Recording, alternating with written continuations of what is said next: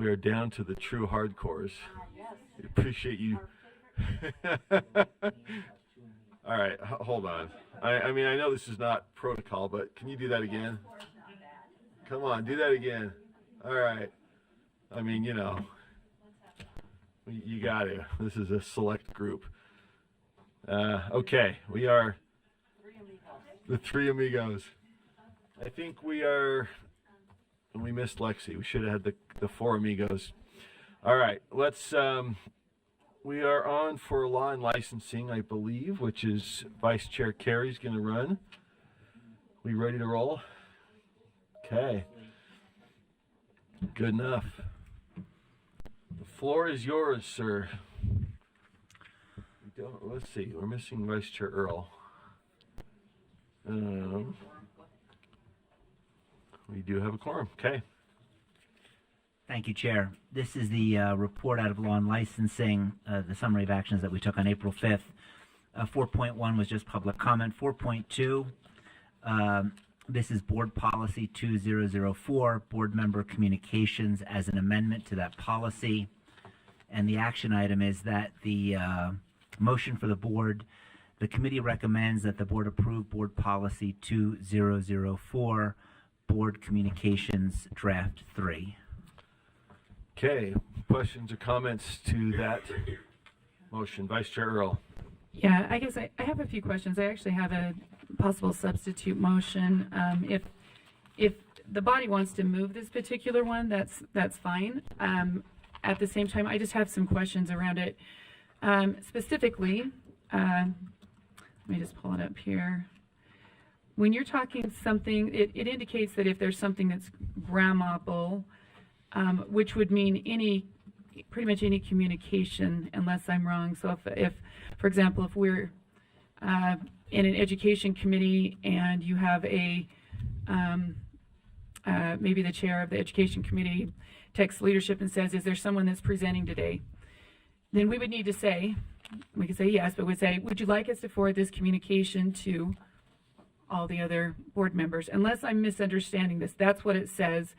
And then, I mean, I guess there's a few things here that I have questions on. Just that 3-day, is it initial communication? Is it any other communication that happens? It doesn't say that. So if that chair in that committee then sends another text related to something, is it we wait for the full communication? Does that make sense? Every piece of that? Is it, I don't know. And if so, then it feels to me like, I'm not sure what the intent is. That doesn't feel like transparency. That feels like something different. But I'm just, and I know Vice Chair Carey can maybe articulate that maybe a little bit more what the intent is. I'm just trying to understand that because I've thought about it this last month, trying to figure out what that looks like versus what is the intent. And maybe the intent is every communication that comes in. And the other thing is it feels a lot like the disclaimer we used to have to put on, right? This is not the da-da-da-da-da. And it was more about the catch you because people were watching for not having the disclaimer versus the content of the message. So, and I guess the other thing is I do feel like there probably is some communication here that needs to be, and I'm trying to figure out where the balance in it is. I don't feel like this is it because it feels very, not just micromanaging, it feels like, okay, so what communications every time? Like if someone, for example, once again, I said that was a text, but even in an email, is it the full email? Do we wait for the response before we, I don't know. So there's just some questions I have. So if you don't maybe mind answering, if you could. Back to you, Member Carey. Thank you. And, you know, I'm just going to speak for myself. I am the submitter of the policy, but I'm not going to, because I can't speak for the entire Law and Licensing Committee. But the intent of this was, over the past year, several public officials have reached out to board leadership with their thoughts and opinions on particular items that were coming before the board. Only subsequently was I or other board members made aware of that correspondence. And knowing how a particular legislator, especially the sponsor of legislation, felt about our upcoming discussion, how they offered insight on their interpretation of the rule or the law.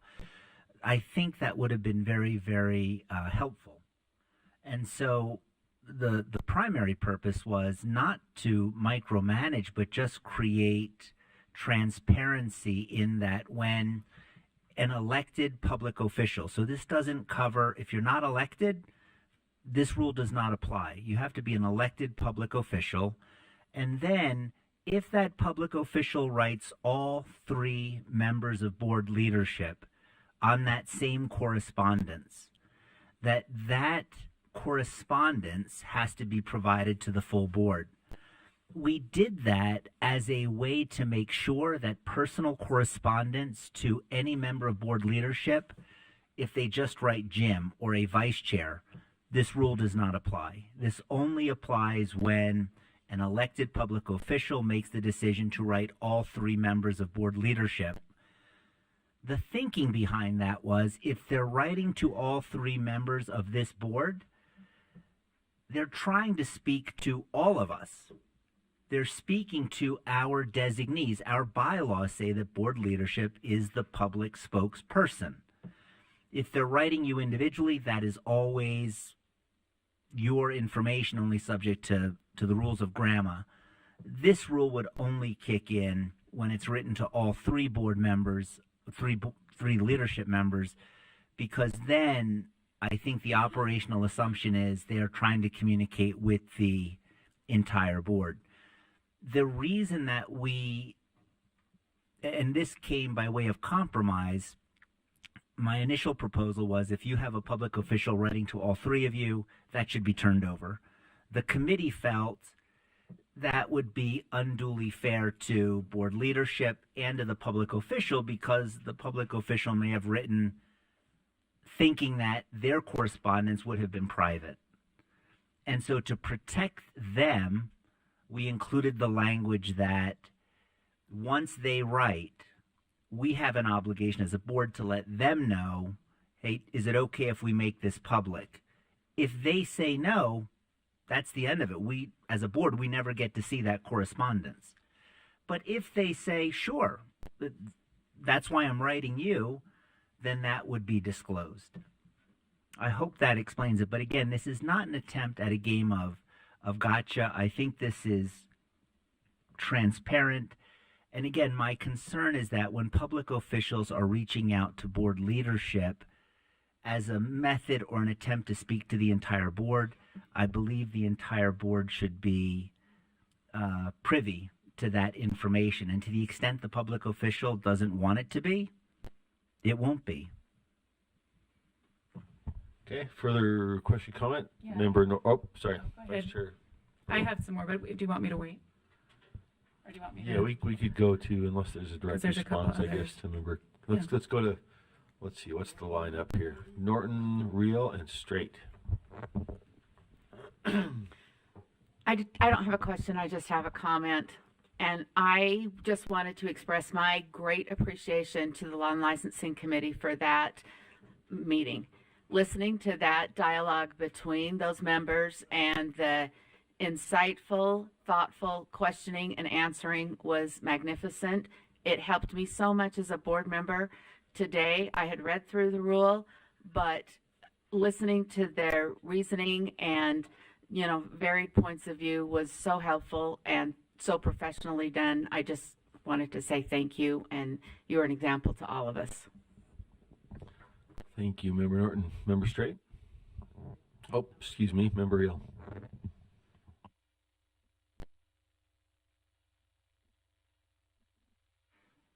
Control Z. Thank you, Chair. I appreciate the work on this, and I agree with what Member Norton was saying. I think from my perspective, although I understand the intention in bringing this forward and wanting to rework this rule, I personally think that the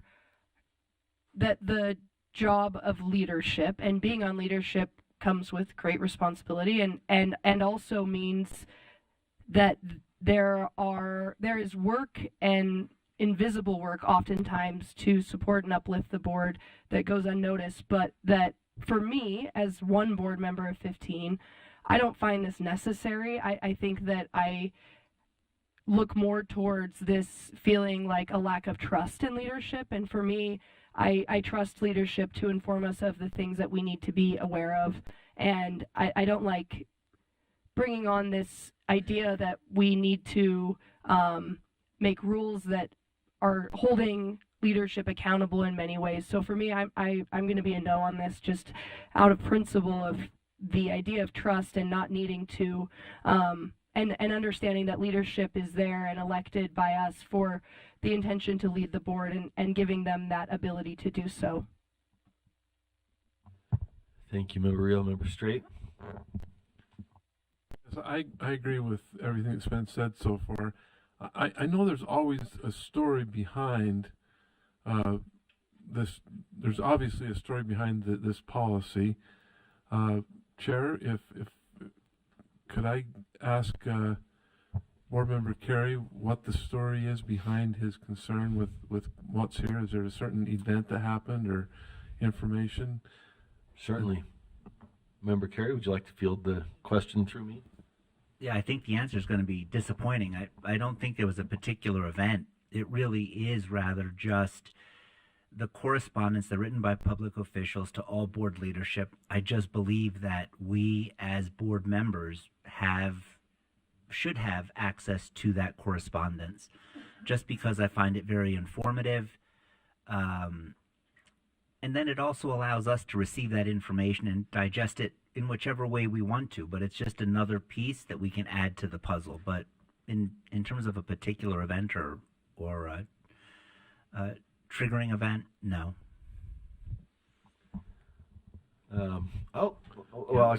Back to, go ahead, Member Straight.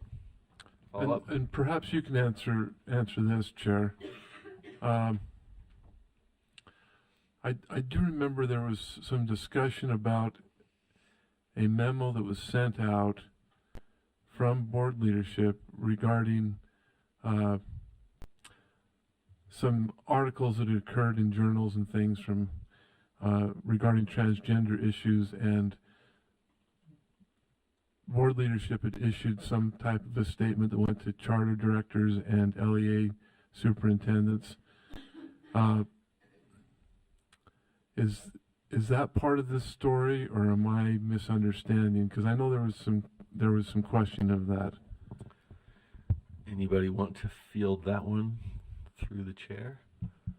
There have been a couple of communications that have gone, and I'll just say sometimes, we think things are copied or we're copied, and then we have to catch ourselves and say, oh, this needs to go to everybody. Sometimes there are, a speaker or a legislator will say, hey, Jim, Jenny, Molly, you guys come to that meeting, and I think that would be included, right? We go to various meetings where they'll invite somebody. So in terms of the breadth, I think I'll just observe it's pretty broad, but I guess I could put that back to anybody. Are you stepping in to answer? Oh, okay. We'll get Member Klein in the queue here, but Okay. If anybody would like to answer that from law and licensing, feel free. A particular Member Lear? Your question or Brent's? Oh, sorry, Brent. So I'm Observation. trying to channel Brent, and I'm sorry I editorialized a Yes, bit, but that's fine. go ahead, Member Lear. Well, this policy started out a little broader than it is now, somewhat broader than it is now. And I had some of those same questions. Do you mean every communication, and is it to one or all, and when Kristen paid that very unexpected compliment to, I guess, all of us, thank you very much. I think that my desire when I first read it was to narrow it because I said to Member Carey, is this every single superintendent, every LEA director? So no, to your example, Brent, if it's just going to LEAs, not just, but if it's going to LEAs and superintendents, they wouldn't be elected officials. It wouldn't be that kind of communication. It was more, and I think this is, I don't remember if this was a compromise by Member Carey or if it was something that if it was something that he intended. But the idea was if it was correspondence, and I understood it to be a little bit flexible. If it was administrative correspondence, like, will you all be attending this meeting? But it doesn't say that. I get what, and if we're gonna get really technical about what words say, hold that thought, Jenny. But, it doesn't say that, but there was, I thought a sense was of if there was some philosophical, that's not quite the right word either, but official correspondence with the board to an elected official, that was the sense that I got of what Member Carey and or we just compromised that would be the correspondence that would be furthered. And where I did like Member Earl's draft was, it doesn't need to be copied, it can just be, it doesn't need to be forwarded, it can just be copied. Which would save civil some work, which I'm always a fan of, and then I think it would get to the right people. So I'm not sure that was a roundabout way of answering your question, but it was intended to be, I thought, substantive correspondence to elected officials from all of the board leadership representing the board, not Okay. just administrative back and forth. I didn't believe, and this was not something that I necessarily felt strongly about, because I feel like maybe I'm not quite as trusting as Sarah is of board leadership. I'll be really honest about that. On the other hand, I felt like if they want to be, sort of disingenuous, or they don't want to give information, they can find lots of ways to do it. So I didn't feel like this policy was going to bring about necessarily trust or complete transparency. But as we discussed it in the committee, I felt comfortable with his compromise, although I was also reluctant to put more burden on the leadership group as well as civil. Thank you, Member Lear. Hold on, let me get back to the lights. Were we back to you or up to Member Klein? Member Klein. Oh, did that answer your question? Jen. Let's go back to your Okay. question. Then we got So- Klein and Earl, right? Okay. So I think I'm hearing something in regards to this that calms me, and that is, it appears that if it's administrative, then there doesn't need to be that sharing, because an administrative decision is based on policies and rule already in place and is just a communication of that. So if this does not include administrative communications from board leadership, I'm perfectly fine with that, and that just comes from my experience with local government. For example, a zoning ordinance is an administrative action because the council and the mayor have already taken action on that, and the building or non-building or further requirements to go back for changes occurs automatically and is administered, and the rule is already in place. So from my understanding, this would not include administrative requests or actions in regards to this. It doesn't say that. But That's if it doesn't, then I would go ahead. I'm done then. well. Let's go through our lights. We got a few folks waiting, and so we can come back if people have action to propose. I think Member Klein is Member Klein. Member Klein, you're up. I'm here. Yes, I would make a motion to strike the opening paragraph and numbers 1 and 2. I'm sorry. Could you repeat that? So my motion is to strike the opening paragraph and all of number 1 and 2. Okay. Those are the paragraphs titled "External Advocacy and Additional Board Member Ethical Responsibilities." Is that right? Correct. Getting credit. Okay. Okay. The motion is on the first page of the policy to strike the introductory paragraph by this policy, and then paragraphs 1 and 2. Is there a second to that motion? Yes. It's been seconded. Member Bogus, back to you, Member Klein, if you'd like to speak to the motion.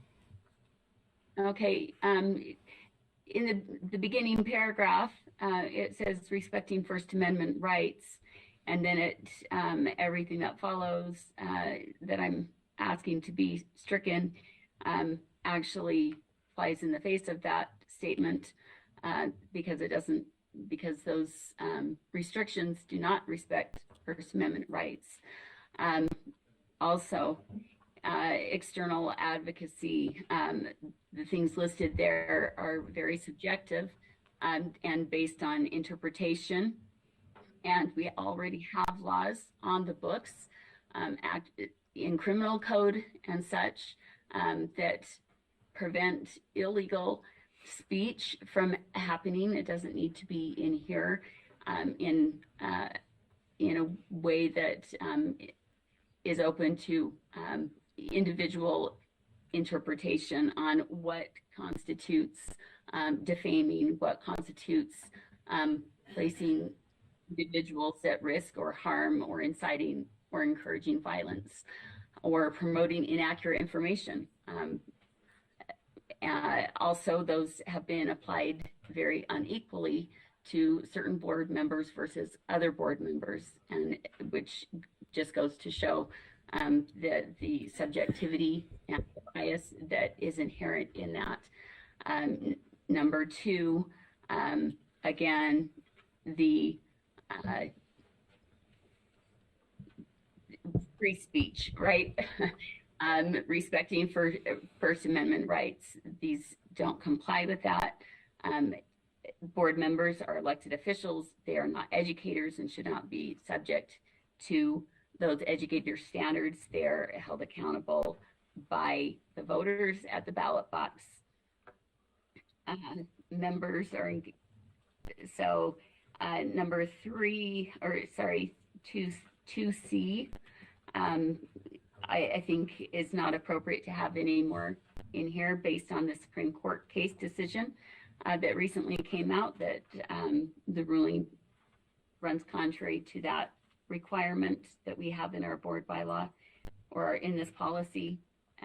And again, D also is very subjective and does not respect First Amendment rights. And for that reason, I would ask that we strike everything down through number 2 and start with number 3 in the policy and renumber as appropriate. Okay, thank you, Member Klein. Further discussion to the motion. Members Bogus and Davis, do you want to speak to Member Klein's motion? I would. Member Bogus. So thank you, sir. I actually had my own amendments on this section, just because to me it reeks of authoritarianism, and it appears as if this agency or this body's trying to create a ministry of truth, assigning themselves as the arbiters of all things truthfully stated about education in Utah. And inherently, this language asserts that any allegation against the approved narrative is false. And to me, that's un-American, and it's just not appropriate. And I would agree with Member Klein that it flies in the face of the First Amendment to the United States Constitution. I may have other thoughts, but those are my thoughts right now. I would support the motion to strike these things and put ourselves in a place where we can exercise our constitutional rights. Thank you. Thank you, Member Bogus. Further discussion to the motion on the floor? Seeing, Member Davis? I actually was in line for just the whole thing of the new language that we were talking about, but I'll just quickly say to this, my dad was an attorney when I was growing up, and he always said, your right to throw your fist ends where my nose begins. And I think, even if some of those might need to be adjusted, I wouldn't necessarily vote to get rid of those, because, we shouldn't be doing things or saying things that are inciting violence or personally labeling people publicly that are employees of this agency that are not elected officials and such. So I think, maybe there's some middle ground there, but for now, some of those I think are important to keep.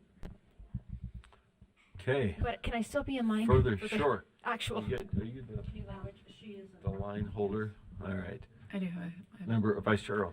Yeah, I do think, and whether there's, I mean, maybe some of those could be adjusted. I don't think that's in question right now, but the idea that as a body, we don't have to set any kind of standard or expectation, and that those are, more ambiguous. I don't think that's the case. I think as a body, we can establish an expectation. Bodies do that. And I don't think it's out of line to have some kind of a standard or expectation to uphold to. So. Thank you, Vice Chair Hart. Member Lear. Yeah, I have no trouble setting a high standard for someone who is an elected official and leading the education, the direction of education in an entire state.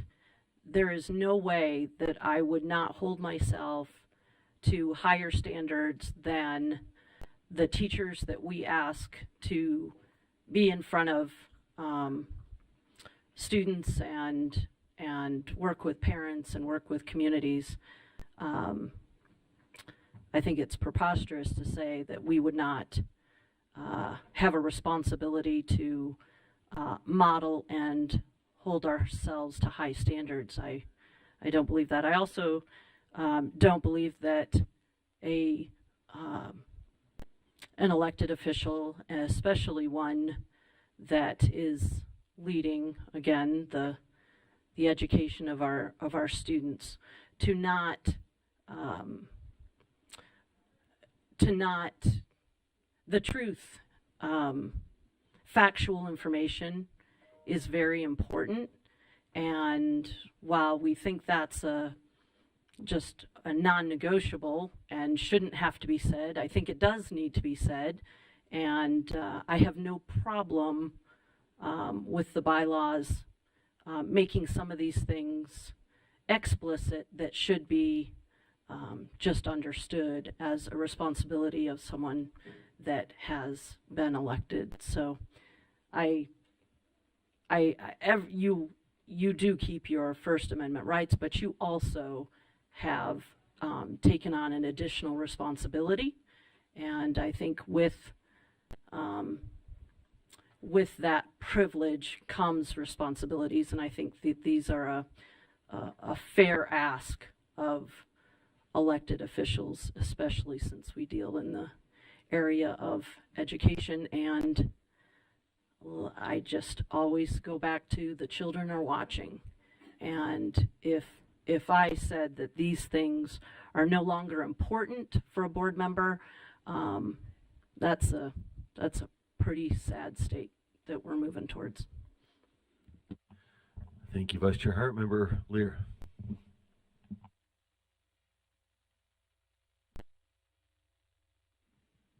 There it is.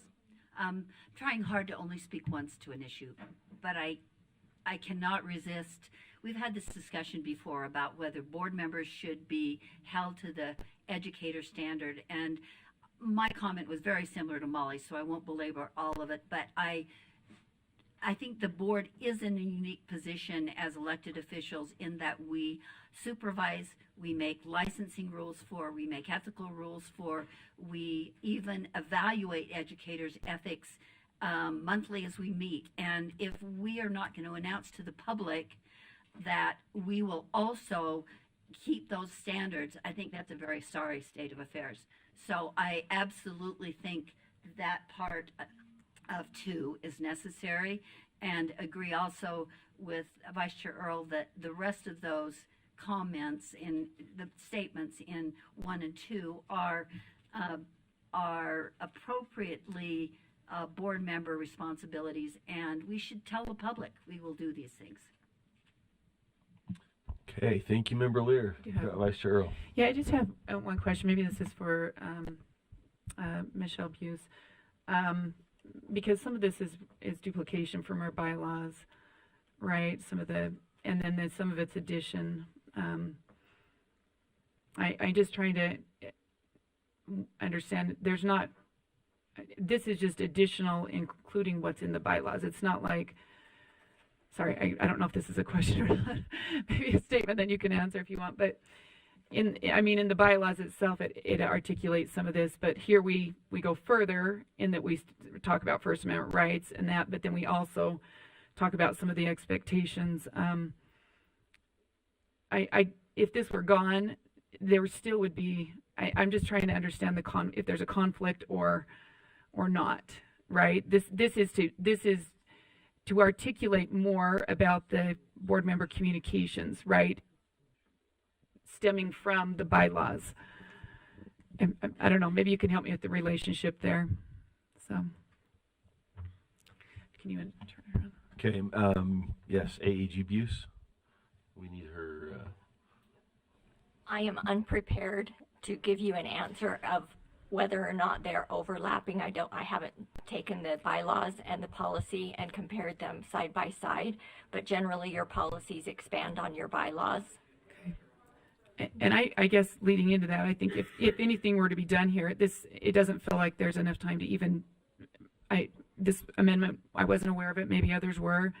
So to even look at it and make that comparison, I don't feel like is a fair assessment at this point, at least for me. If someone wanted to bring it, or move it back to committee or whatever, so that this portion could be looked at in that comparison to see where it overlaps, or, there may be some pieces there for me, but not just on a cold without being able to do that analysis. So anyways, thank you. Okay, thank you, Vice Chair Earl. And these policies are subject to motions and bringing up back before us at other times. So I don't see any other lights on this. Member Klein? I would like to, yes, I would like to follow up comment. Go ahead. If you consider our legislature, if you consider our governor, you have elected officials who we are creating speech codes, putting restrictions on each other. Imagine if the legislature did that. The legislators would not stand for it, not for a minute. It is un-American. And the way these are interpreted, to come after some and not all equally is biased and unjust, and it becomes a weapon for speech that is not liked, that may be just as important to be said, even more important to be said, because we are elected officials and we have to have hard conversations and we have to be able to disagree with each other's interpretations or opinions.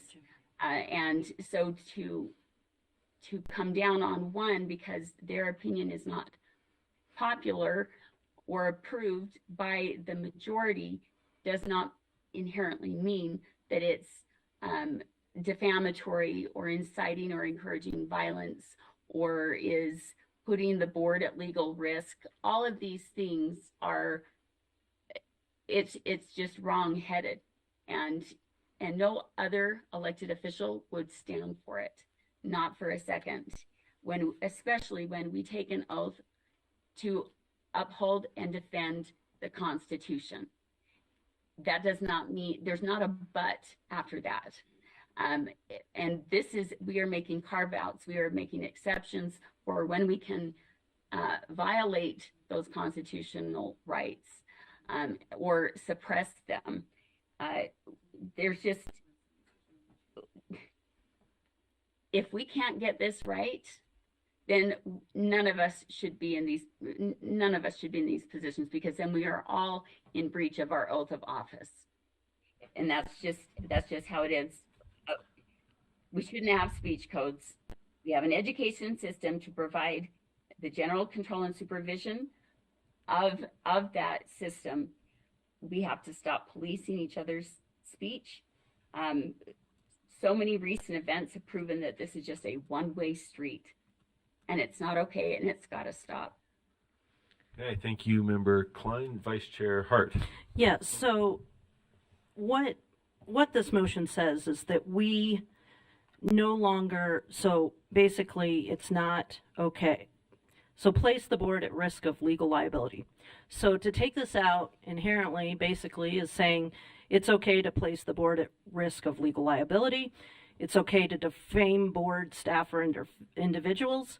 It's okay to promote accurate information. It's okay to place board staff or individuals at risk for harm. And it's okay to incite or encourage violence.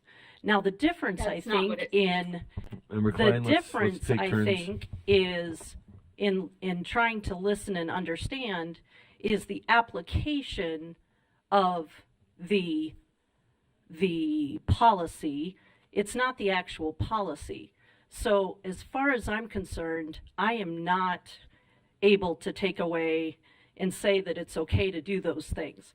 Now, if there's an issue about how those are applied, that's a different issue. But as far as I'm concerned, these belong in the policy, and that will be my vote. Thank you. Member Klein, if you had a response, we can come back. I think I have one other light first. I was just going to say, like I Well, said, okay. Hold on. We're there just are cycling through. already, We're just cycling through, but I can come back. I think we also have. Is Member Klein up next? We go back to Member Klein? I'm Member Davis, and then we'll come back to you, Member Klein. Member Davis, and then Member Klein. Member Davis? I'm sorry. Member Davis, Member Bogus, Member Klein. We'll get to everybody. Member Davis is not Member Bogus? Yes, sir. I would offer that I emphatically disagree with Vice Chair Hart. I don't think anybody that votes to remove this wants any of that. What we're saying is that the First Amendment should reign, and there are other laws in other areas and other ethics codes that cover these issues, and we shouldn't be creating the but. I'll go ahead and say it. We shouldn't creating, hey, the board believes in the First Amendment, except for when our Ministry of Truth finds our board members in conflict. I think that's not okay. And I hear that a lot. You know, the difference of opinion is misinformation, and that's wholeheartedly un-American. And it's not acceptable to start citing people without a full and adequate investigation, just declaring that they're wrong, or declaring that we don't like them, or resoundingly denounce them. It's not okay. It is un-American, and it reeks of authoritarianism. And nobody who takes these out says, man, I'd like someone to incite or encourage violence. I think the issue is the standard with which that is applied. Because we have had many allegations of inciting or encouraging violence, and by whose standard? Because there's a legal standard for that, and that legal standard is certainly not applied among this body. Thank you, Member Bogus. Back to you, Member Klein. I've said what I need to say. Thank you. Okay, Member Wood. I just have been doing some research, and actually, so HR 3-3-101 of the legislature does allow the chair to prohibit speech likely to incite or produce imminent lawless action, fighting words, or obscenity. So we do put our legislature has that a right to do those same things. So calling out us as an elected body differently than other elected bodies is not accurate information. Thank you, Member Wood. Vice Chair Earl? Yeah, they also, under their code of official conduct, it speaks about undue influence. I personally, though, would like to maybe look at this language a little bit more and correlate it, just clean it up a little bit, because I think there are some cleanup pieces. Like I said, I was not prepared to discuss that today, nor to engage in that. So, once again, if the body wants to move part of this back, to look at that and maybe clean that up so it aligns with our bylaws, or if it once again lines with other code of ethics, with legislative, I think that's but I'm like I said, I'm not prepared because I've not done the research on this and the in-depth look. So okay, thank I do you, have Vice a Chair Earl. follow-up. Member Klein? First off, just a couple of questions. Is there such a thing as legislator speech putting the legislature at risk of legal liability? Or is there such a thing as the governor's speech putting the state at the risk of legal liability? I think these are in here not because we want to protect, but they're put in this policy in order to that the board can use them as excuses to intimidate board members from speaking. And that is the biggest problem that I see. Okay. Well, we've had some changes to our policy on this. I think it's an ongoing question. I would share the concern that we didn't have this in advance. We don't have AAG abuses analysis on constitutional questions raised between First Amendment rights and the ability for a body to govern its own conduct. I think there's some complicated questions there, but certainly something that we will continue to talk about. There are, I think, one light, but that's reserved. So I think we are ready for a vote, unless I'm overlooking somebody. Okay, the motion then is that we strike from Board Policy 2004 the introductory paragraph and paragraphs 1 and 2, subtitled External Advocacy and Additional Board Member Ethical Responsibilities. Let's open the vote, and board members, please vote. Member Klein? Yes. Member Klein is a yes. Sorry? Board Member Carey, are you or Leanne? One of you. Or you can move it over here. I can do it. She's a yes. Is she the only one online? Okay. Okay. Let's see here. We need one more. 14, that's it. Oh, we're missing Member Hymas. That's right. So that vote fails by 11-3. The yes votes being Member Klein, Member Bogus, and Member Green. Okay. So we are back to, let's see, the underlying motion. I think you got Cindy, and then I'm in line. Was let me just make sure we have what's on the floor. Okay. Was it? It's draft 3 is on the floor. We don't have draft 4. We have draft 3. Correct? Mm-hmm. Okay. Draft 3 is on the floor. Member Davis.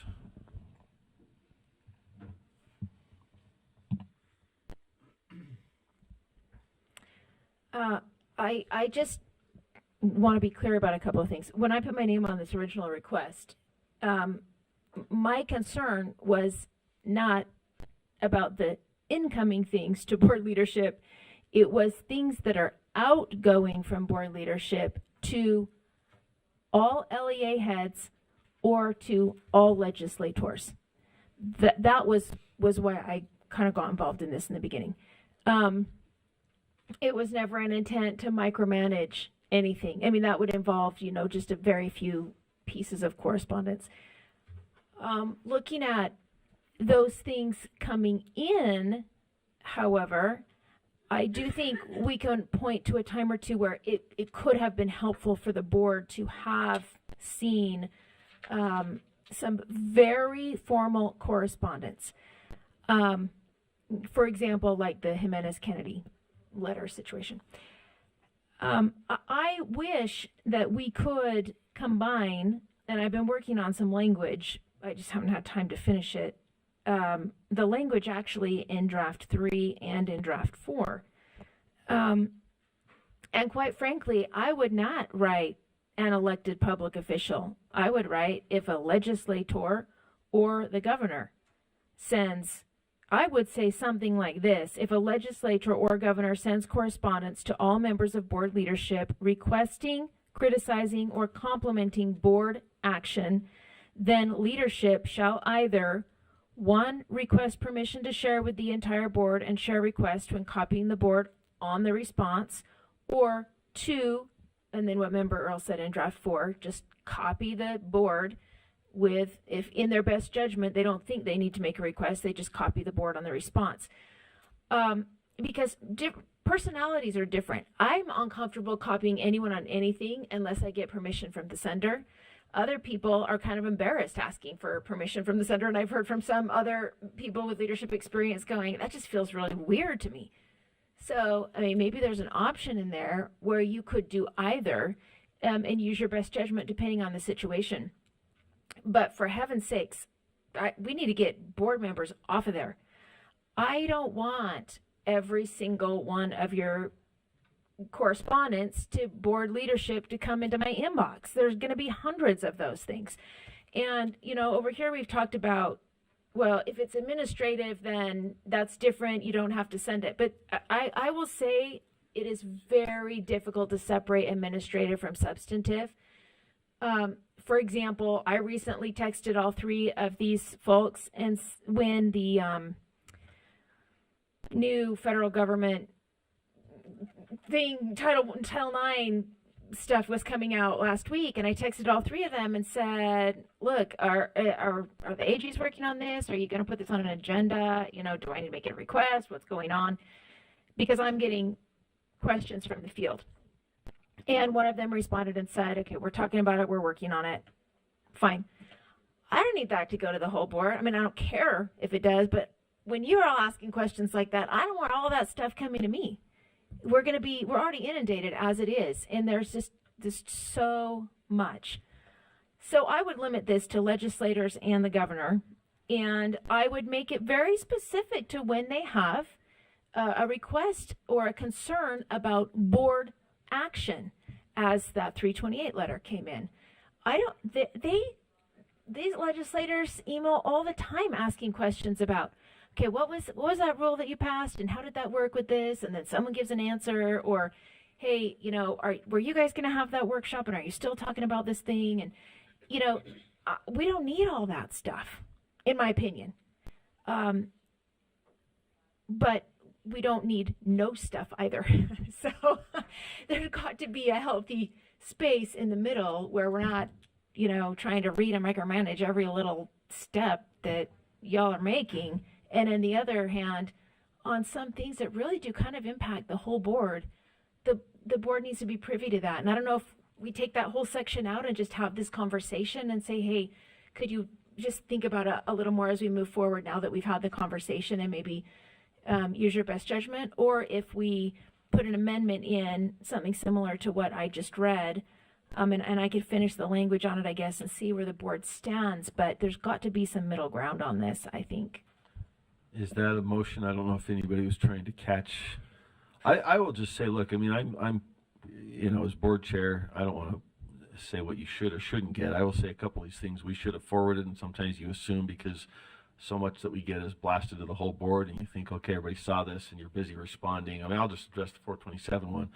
You know, the immediate reaction was, okay, we got to tell them what we've been doing, right? We've been doing some stuff here, and let's figure this out and respond and report, because they want to report. And, you know, it didn't occur to us, gee, it looks like everybody wasn't on that. So we should be doing that, right? And telling us to, that's a good thing. I mean, I'm fully there with that. I just want you to know, as the chair, sometimes you're deep into the substance of something, and then, you know, some things are copied and some are not. So I don't know. I want folks to know that we share the desire to make sure people are informed. And I think to Member Davis's point, without maybe, you know, swamping you with the endless, I say endless in a good way, but, you know, it's like, are we doing this workshop? What happened with that? You know, so somewhere in there, I don't want to block you guys getting what you need to get. So I don't know. Was that a motion? Can I follow up quickly? Are you following up? Or? I just want to follow up and say that, yeah, and what I was saying about that 427 letter was not in any way a criticism at all of any of you, because look, I've sat in your chair, and I know you're got a deluge of balls all the time. Let me just say, self-criticism. We should have noticed that, right? It's come up. We should have noticed that wasn't copied, and we should have sent it. So I didn't take any criticism from you. That's on us, and I think it's a helpful reminder. We got to make sure people are informed. So, Member Bogus. I would like to make an amendment. To Member Davis, was that a motion or no? I don't know if you had the floor. Okay. It's on the floor.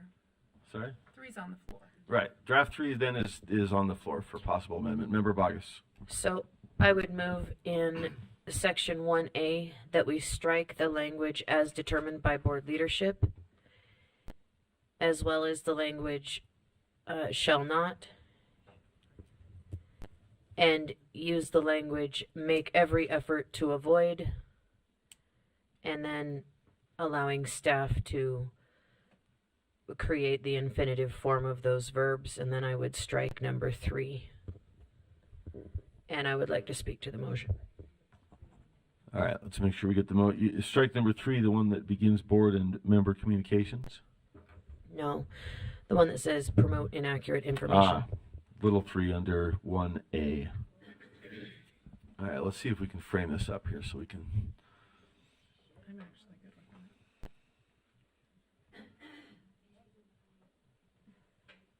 with that capture? We're going to see if we have a second. Just make sure we capture it accurately here.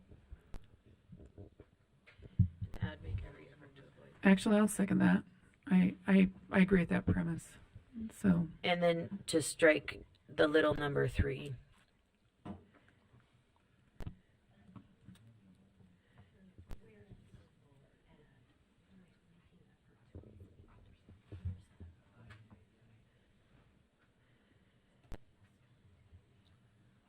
I think we need some clarity So- on where making effort to avoid is being inserted up on the screen. So it would read, a member's communications as described in board bylaws, Article 5, subsection 4A and B shall make, no, that is not written correctly. Shall make every effort to avoid. is that strong enough? That might be a better way of saying that. I apologize. And then so up there where the marker is, Ben.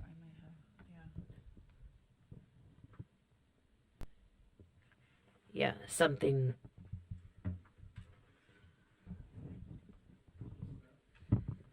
It's clunky language as it's written, and so a board member's communications shall make every effort to avoid.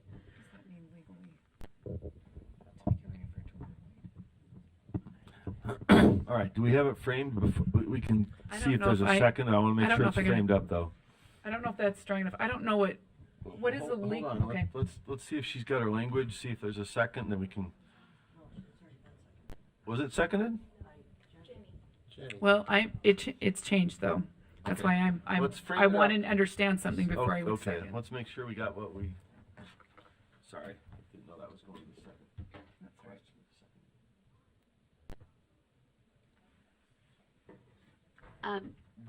I have some input. Well, let's see if we have it framed up correctly, and then we can discuss. Do we have, Member Bogus, what you intended to move? Yes. Okay, so the motion is to strike as determined by board leadership. And however, sir, if I may, 1A, yes. I did add that I would like the staff to create the infinitive forms of those verbs so that they align with the verb form in the sentence. Which I stem. think is technical. right? Yeah, and that's fine with me as long as everybody understands that I really don't want to have to make 6 motions Yeah. changing verbs with ings. All right, yeah, we have technical items to align with the intent of the substance, but the substance is to strike as determined by the board leadership in paragraph 1A of the policy, and shall not from 1A, add shall make every effort to avoid in place of shall not in paragraph 1A, and strike paragraph 1A3. So, is that seconded? Don't hear a second. Sorry? Is that a second, Member Green? Member Green seconds? Okay, back to you, Member Bogus, to speak to the motion. Well, I would just go through, I think it's already been stated that much of this is subjective, and the subjective or the rogue standard of board leadership is actually not fair in sporting in any situation. And then oftentimes what we see cited as inaccurate information is merely opinion. And I think that creating a ministry of truth within this agency is, again, it just reeks of authoritarianism, and I view it as un-American. And so I would ask that we make every effort to avoid, but we don't create a subjective and unpublished standard that operates behind closed doors. I just think it helps with transparency, it helps with accountability, and I think it brings us closer to our oath of office to protect and preserve the First Amendment to the United States Constitution. Thank you. Thank you, Member Bogus. I'm trying to figure out if that impugns motives, but I think it's just saying we're un-American. So we might we might be okay then. All right, Member Carey. Or is it wait? Who's Board Member Klein who's in order had- here? Hold on there. I'll I had get you in asked line. first. Member Clint did come in while we were trying to figure out the seconding, so you're up. I would simply add, and I guess if I need to make an amendment to the motion, after the shall not, I would add the not back in. So it says shall not, and then I would add be limited, but should make every effort. If you wanted to keep that in there, but at least add in shall not be limited. Let's see. Let's see if we're tracking here. I'm not clear on where that goes. Just on could we see 1A. Go ahead. So after it says a member's communications as described in board bylaws, Article 5, subsection 4A and B shall not be limited is what I would like to add.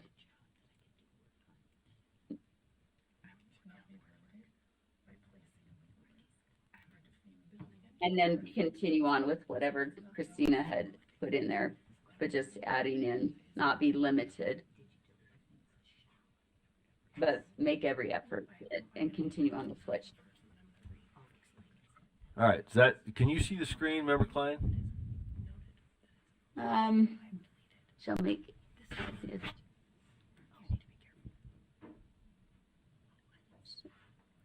may not be limited. Yes. That captures it? Yes. Okay. If that's a friendly, without objection, we can tee it up. It's not a friendly, Member Vargas? I would prefer to make that a separate Okay. motion. All right. Is there a second? Hearing no second, that motion fails. Back to Member Carey, I believe. Am I getting this right? No, I'm way off track. Member Lear. All right. Member Carey went silent. Member Carey. Yeah, I'd just like to make a substitute motion. Okay. And that motion would be to return item 4.2 back to law and licensing in its entirety, and then I'd like to speak to the motion. Is there a second to return the motion? To return this entire item back to law and licensing. But second by Member Lear. Back to you, Member Carey. Thank you. Look, I think this is a good debate. I think that there are a lot of issues in Board Policy 2004 that I think work and we need, and I think there are others that may be in need of revision, as Member Klein said, because of a Supreme Court decision and other factors. But I do think that it's important enough, instead of just piecemealing this provision, that provision, we do need to look at it in its entirety. I would like to have the benefit of AAG Buse's insights legally, and I just think that would be more productive and in the end create a better policy instead of taking this approach. And that would be my formal motion is to return this to law and licensing. Okay. It was seconded, I believe, and we went back to Member Carey. So further discussion of the motion, we've got Member Davis. Let's see. Oh, Vice Chair Earl. I actually appreciate this. Like I said, wasn't prepared for that first piece at all to look at that and those comparisons, which I think there does need to be some cleanup. And then the second part, I hope you'll take into consideration some of the recommendations in draft 4. I personally think that if a correspondence goes out, there should not be a time frame. There shouldn't be a gap. If a correspondence goes out, it should be attached, right? Board should be attached to that. I think when we do that, that's when we end up with problems, is when we send something out and then think we're going to, or it's not communicated. I think if it's just clear that that's what happens. And then also if you can address the item associated with administrative versus others, quite honestly, I feel like if it's going out, I would like to know personally. So if the board leadership, if we're sending something out, I think even if it's administrative, it's information. So I don't have a problem with that either. My only concerns center around that top part, understanding what the framework is. Is there a closure? Is it just open-ended on everything? If so, it feels not productive, right? It doesn't feel like good governance. It feels very much like something else. But what is it you want? I tried to capture that in my amendment, but it sounds like there may be other things that we need to consider, and I'm open to that. So that's my thoughts on that. I would support this motion. Thank you, Vice Chair Earl. Did I see Member Davis? I may have skipped you. Apologies. It's okay. I support sending this back to the committee to be worked on. I think there can be some tweaking in those first sections. I also think that I would support striking the whole thing about the incoming and trying it for a while, knowing that we've expressed to board leadership that we would like to be copied on things that really are going to impact the whole board potentially, especially by legislators. Or if committee, you determine that needs to stay in, I'll send some of this draft language that I've been working on for consideration. I'm sure others will as well. But I think it's very dicey to try to ask whoever's in leadership to determine every time what's administrative and what's substantive, because the exact example that I gave about my question about the new advice on Title IX was administrative about agendizing, but very well could also be considered upcoming as substantive. And so I think it's just, okay, these guys have a hard enough job as it is. It's going to be like this constant trying to figure out things. So anyway, those are my thoughts, and thank you on licensing for working through this. It's a lot, and hopefully we can come up to some reasonable middle ground where we're not inundated, but we get what we need. Back to Member Lear and then Member Carey. Am I getting this right? Carey and Lear, sorry. Back to Member Carey. I just want to say thank you to the board for their input, and it looks like the best thing to come out of this discussion is Board Member Norton's compliment to law and licensing. So thank you for that. We'll get it right the next time as we. Member Lear?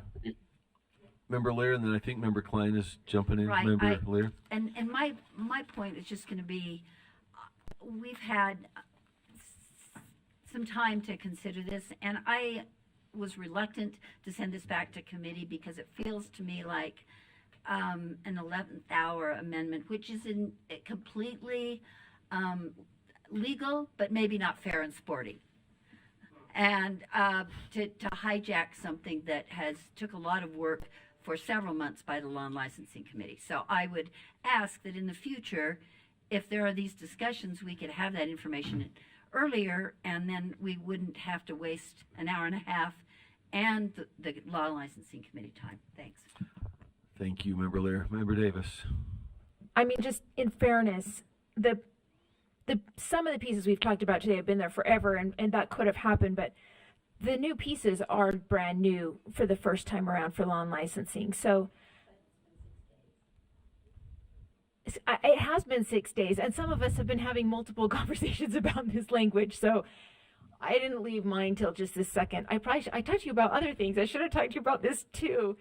And we have been working on it. It's just getting language right sometimes is hard. Okay. Member Bogus.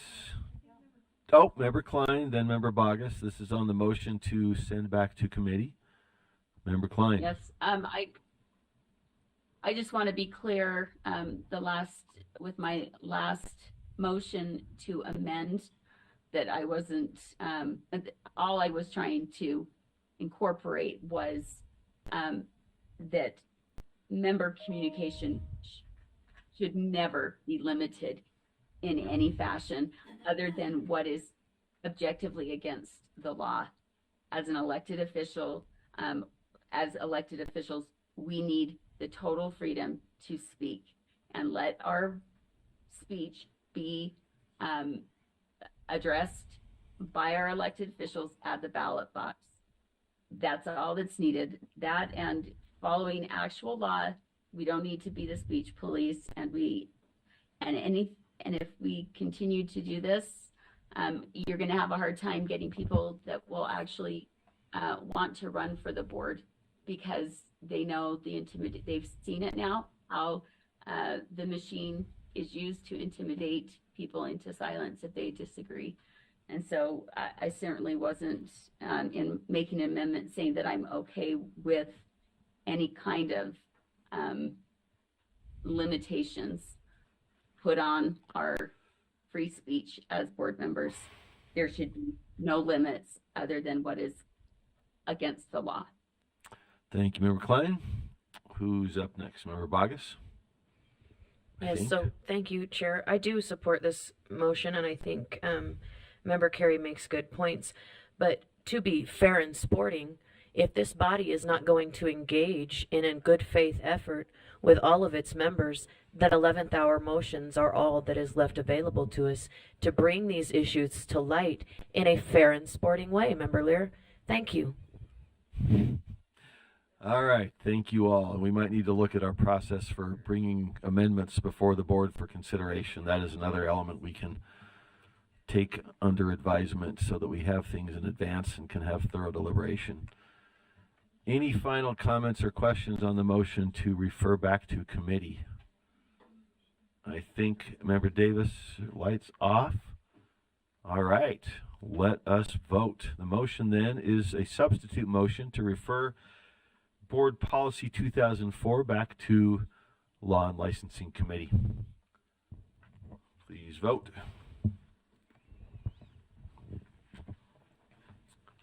Yes. Member Klein is a yes. That is unanimous. The motion passes. It will be referred back to Law and Licensing Committee. All right, that concludes item number 4.1? 2? Back to you. Back to you, Vice Chair Carey. Thank you. Item 4.3, research data sharing agreement with Department of Health and Human Services. There is no motion for the board. And item 4.4 is the R277-490 Beverly Taylor Sorensen Elementary Arts Learning Program. The motion for the board is that the committee recommends that the board approve R277-490 Beverly Taylor Sorensen Elementary Arts Learning Program Draft 5 on second and final reading. Okay, discussion of that motion. Member Bogus. Okay. So I would move that the board add the following after line 37 and renumber subsection 1. It would state B, quote, arts educator, end quote, or qualified school arts program educator does not include a paraprofessional or other individual without a current associate professional or LEA specific educator license described in Rule R277301. And with that, I would like to speak to the motion. Is there a second? Second by Member Green. Back to you, Member Bogus. Thank you, sir. So we have many arts educators that are, or I should say, rather, we have many positions in this state that are published as paraprofessional positions, yet have the qualifications listed of an actual educator. And our arts educators should be hired as teachers, they should be paid like teachers, and they should be involved like every other teacher in the building. And I think being extremely explicit about that in this rule is super important. So with that, I would leave it to the body. Thank you, sir.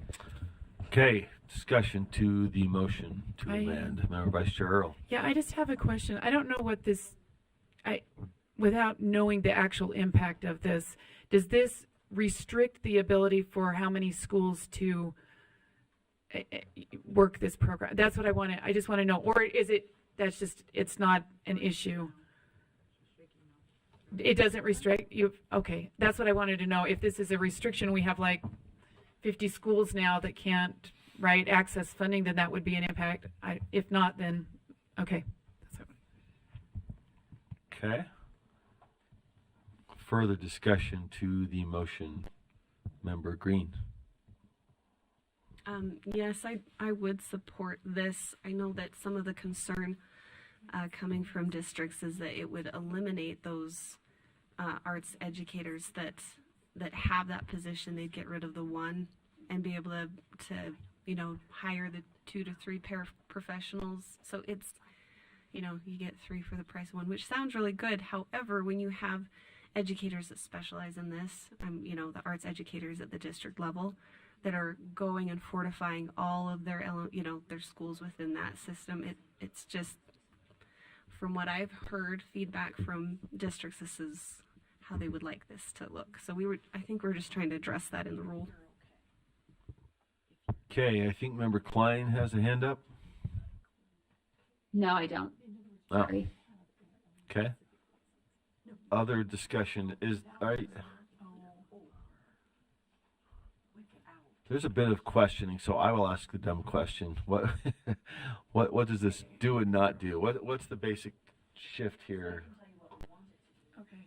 If you could, thank you. So we did interface with Superintendent Stallings and Mrs. Bayevsky.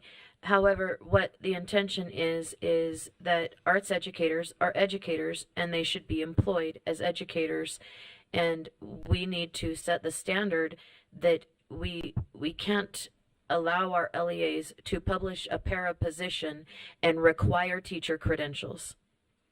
That is the intention, is that arts educators are educators and they should be paid as educators and treated as educators.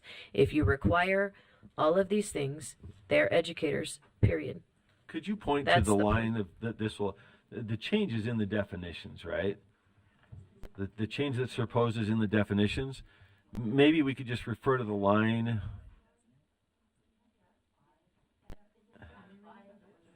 We're in draft 5. So the effect on the operative language is what I'm curious about. Maybe Deputy Stallings, do you know where this would have an Yes. effect on operative language? What is required and not required? Yes, what line sir. should we be looking at? Yes, Angie Stallings, Deputy Superintendent of Policy. So the defined term starts on line 27. It's really all that green language there is the existing definition. What will happen is if this amendment passes, that 1 will become 1A, and I'll renumber everything. And then at the end of that green language, we'll insert a new B. As Board Member Bogus stated, the defined term as is already requires, number 1, the person who the LEA is going to use the funds to pay for has to have, 1, an associate professional or Could I LEA's. just break in and ask Yeah. what line? I'm trying to figure out. Line, it starts on line 27. I get the definitions. Where does this affect operational requirements of this, that, or the other? Is there? It doesn't? Well, the defined term defines the qualifications for the Right. educator. Where in the rule does this have an effect on something? Oh, it'll be used throughout. Every time it'll say an arts educator or BTS, it'll say arts educator. So every time you see arts educator used throughout the body, it'll Okay. mean that they have to be licensed, that they may not be a paraprofessional. So, for example, line 49, BTS or program means a program with the following components: a qualified arts educator, right? That will now have the qualifiers that are being proposed in this definition. Yeah, so like 52 says a qualified arts educator to work. So that defined term, that's what's defined above as arts educator or qualified arts educator. Right. So it's used throughout the body, and it really means the money for BTS arts is used to pay for an arts educator. Okay. And okay. Yeah. And the defined term is where it shows that they have to be licensed and they have to have an arts endorsement.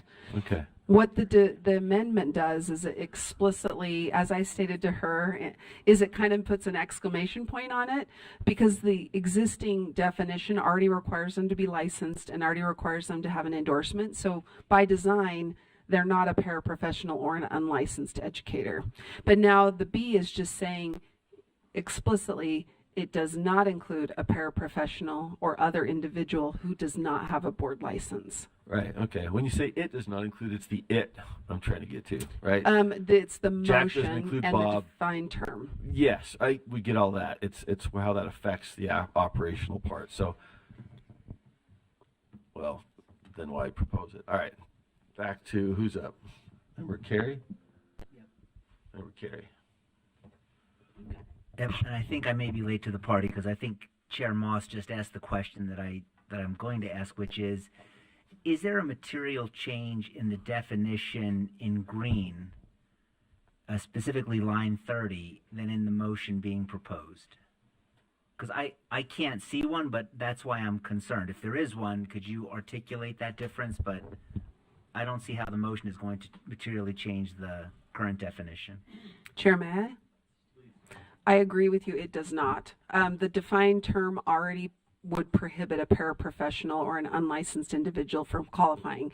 But Board Member Bogus wanted to be, as she stated, very explicit and be able to use, you may not hire a paraprofessional. You may not hire another unlicensed. Yeah. Okay. Thank you. Thank you, Yes, Chair. Member Bogus. Thank you, Member Carey. Member Bogus. So yes, Superintendent Stallings, I'm going to give you a yes and. Yes, my concern is that there are LEAs in this state that publish para positions with para pay, and they require teacher credentials. And that is what we are trying to prevent. So if this language does not do that, then we need to change the language. But we want to make certain that when these positions are published, they are teacher positions paid a teacher salary commensurate with teacher peers. That is ultimately where I'm at with this, that we need to treat our arts educators as educators.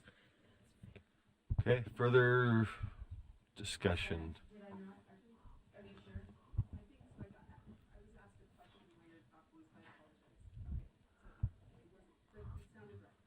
Member Lear, did you have a light on?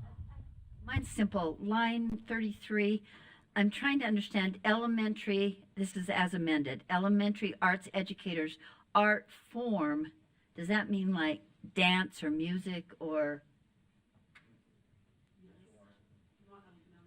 I don't care. Yeah, whoever can tell me. I'm just, that form is unfamiliar. Director Height, thank you. Yes, Malia Height, Executive Coordinator of Educator Licensing. So for each of our elementary arts, there's a specific endorsement, specifically visual arts, Okay. dance, music. Those Okay. are the art forms. It took me like reading it 5 times to kind of come to that thought. Thank you.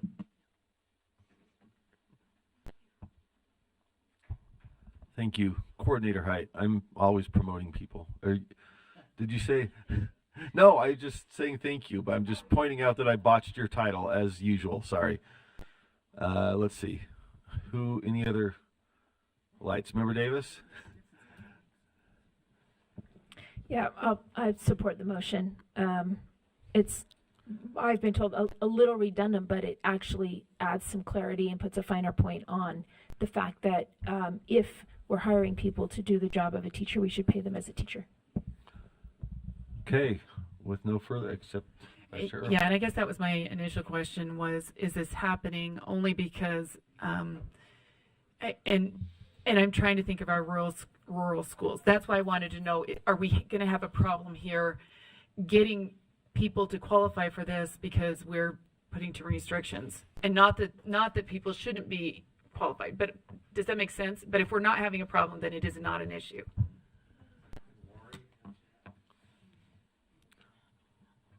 Laurie, would you?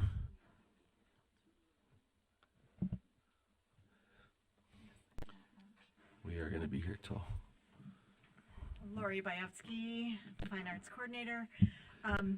To Board Member Earl's question, so far I think we're okay. We don't really recommend paras in these positions anyway because they don't have the qualifications. They don't have the qualifications. Right. I will say we do have a teacher shortage, and so we need to address that, but that's a separate issue.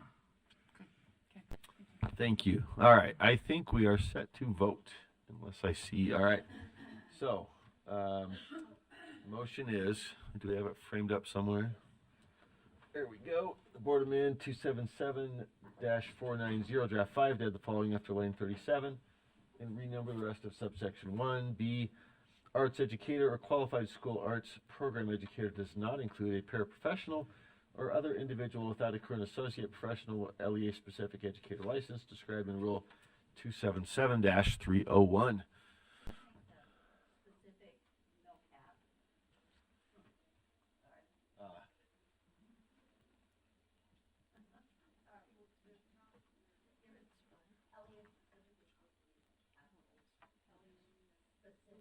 Is that what we're doing?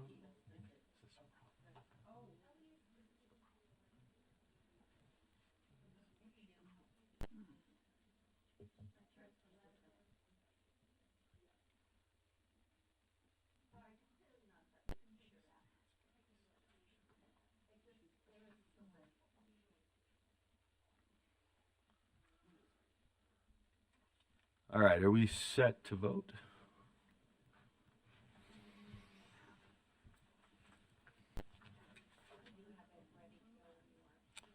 Okay, yes, let's vote.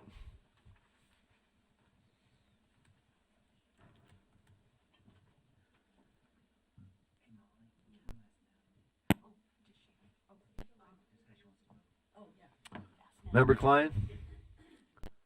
Member Klein, what's your vote? Yes. Member Klein's a yes. We're missing me. Excuse me. And Member Hymas, who's not with us. So that passes unanimously. And we're back to the underlying motion to approve, let's see, R277490, Beverly Taylor Swanson Elementary Arts Learning Program Draft 5 as amended on second and final reading. Seeing no other lights, let's vote on the rule as amended.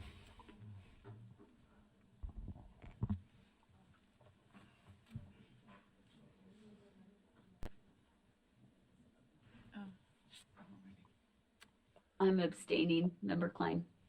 Okay.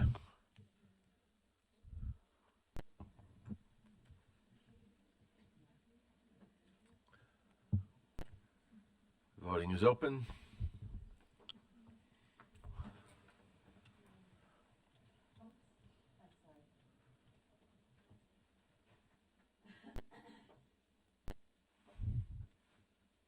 And that motion passes 13 yeses, 1 abstention. Member Klein. Back to you, Vice Chair Carey. Thank you, Chair.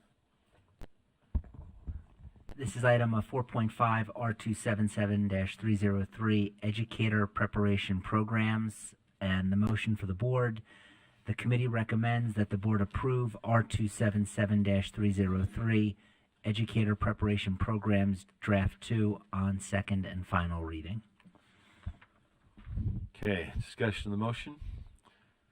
Seeing no lights, please vote. Member Davis?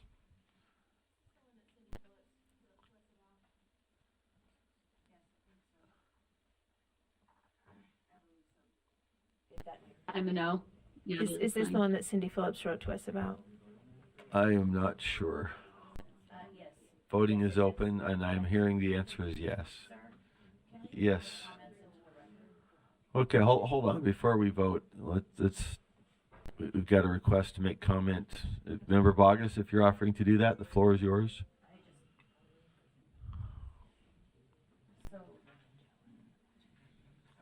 Thank you, sir. So the board received an email. It was sent to everyone, and it says, my comments represent my own views and not that of any agency. It says, thank you for receiving this against R277303, and specifically the lines in the draft 124 to 126 that replace the passing of a pedagogy test as a requirement of licensure with the requirement to demonstrate pedagogical competency in a lengthy list of areas prior to licensure.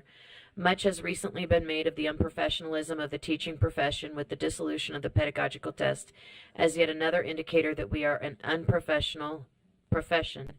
If we use other respected professions as models, we can perceive that our requirements are not only unprofessional but not supported by evidence. To provide a summary in advance, the professions do one or several of the following to ensure that their professionals begin their practice as well. They demonstrate high competency on a summative assessment prior to licensure, or provide clinical experiences with a supervisor or mentor, or track hours practicing the profession under a supervisor. The letter goes on to say that lawyers receive little to no practical experience prior to passing the bar, and receiving permission to practice law as they join or begin a practice. Anyhow, this goes on, and I think that the point is made. But this being a public comment, I think is just poignant. She goes on to articulate, rather than add a long list of demonstrated competencies to teaching license requirements, we would be wise to follow other professions in embedding paid clinical practices, as is the case of the LCSW, whether this looks like a student teaching from a university preparation program or documented hours of student teaching, etc. And then in the final closing paragraph, this individual urges the board not to adopt those reference lines of R27730C3 that essentially require teacher licensure candidates to check boxes instead of considering how we may implement tried and true practices from other professions and the teaching profession that are both reasonable and effective for improving the practice of professionals. And thank you, sir, for letting me read that into the public record. Thank you, Member Bogus. So we were holding on the vote. I think we got a couple lights. Member Davis, Member Norton, Vice Chair Hart. Who's up first? Member Carey actually first, unless you want us to come back. Okay. Well, oh, sorry. All right, Davis, Norton, then Member Carey. I went out earlier to try to catch her, to try to make sure I fully was understanding what she was saying in her email. And anyway, throughout all of the discussion, she said, you know, really the way that we determine if teachers can do a great job or not in the end is that they're supervised by other licensed teachers or mentors and go through an experiential piece. And we should require some of that experiential time in our rule to be able to demonstrate competency. And I talked to her about the variety of philosophical shifts that we've had throughout the way. I'll also say I know the legislature got rid of the pedagogical assessment. I think if we were just looking at our university prep providers, that probably would be okay. But we have all these disparate opportunities now for all these ways to get licensed through all these different programs. And the reason I supported that in the beginning is because we would have one similar pedagogical assessment. Now people have things to say about the PPAT, and I get that. I don't think the EdTPA is similar. I think it's very different and at least provided some consistency, not as good as what Cindy was saying, an experiential experiment. But her understanding now is that to demonstrate competency, the teacher's going to have to do artifacts and do all these different things to demonstrate competency. So my preference in this rule would be to have a choice of all three. I know it's not mandated in the legislature, but to demonstrate competency that they would be able to either use an EdTPA or PPAT or whatever pedagogical assessment that's has national credibility, or they can do all the things in the list to demonstrate competency, turning in the artifacts or papers or PowerPoints or whatever, and or have an experiential component where the supervisor throughout the student teaching or the apprenticeship or whatever you're going to call it can mark the criteria. Yes, this person has met these standards without them then having to go and do all the artifacts.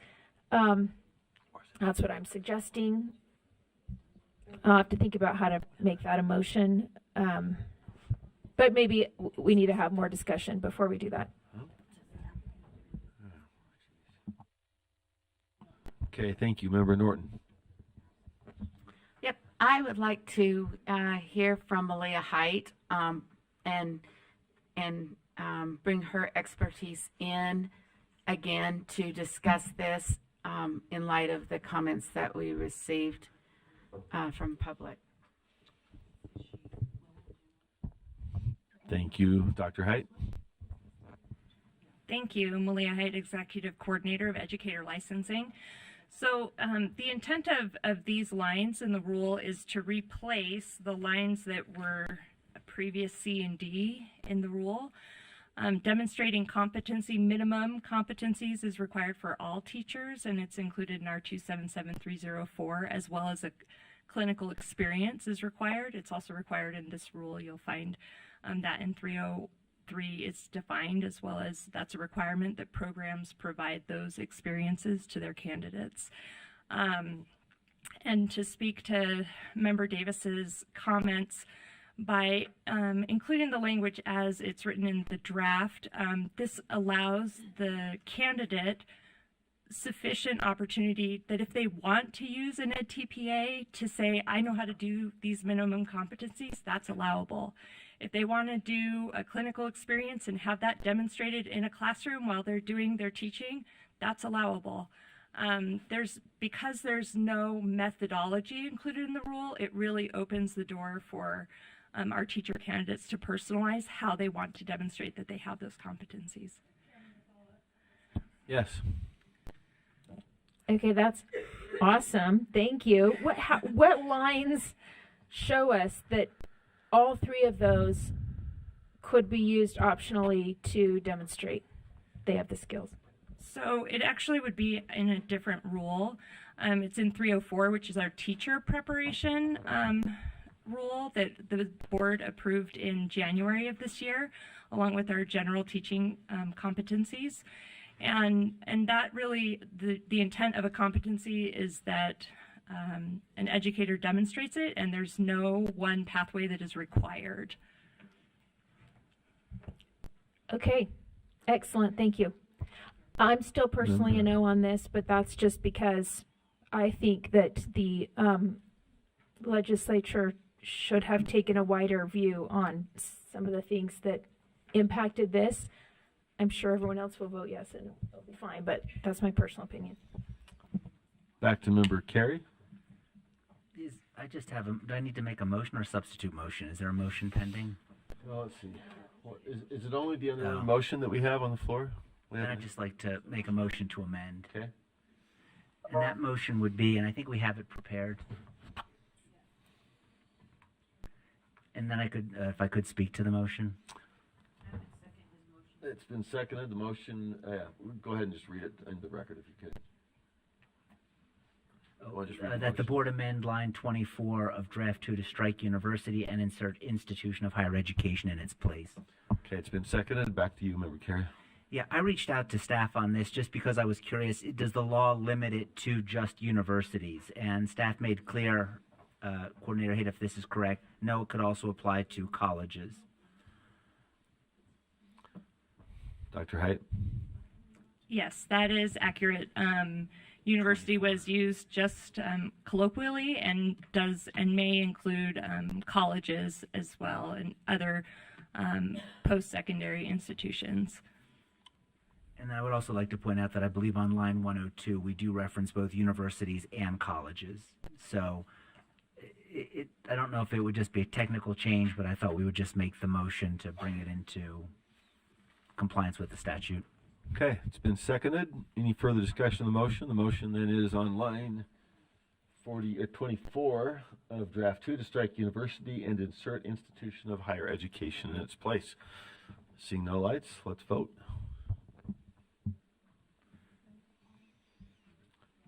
Oh, Member Klein? Board Member Klein is a yes.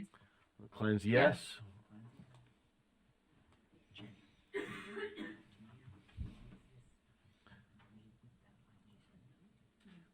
Huh? That's just for the amendment. Member Klein is a yes for the amendment. Yeah. Okay, that what did I get wrong here? That passes unanimously. Does that not reflect anybody's vote? Okay. So that passes unanimously. The rule's been amended. Back to the underlying motion is to approve the rule. Do we have further discussion to the motion? If not, oh, Member Carey, sorry. I'd just like to make another motion, and that motion would be to strike the and from line 124 and then lines 125 and 126 in their entirety.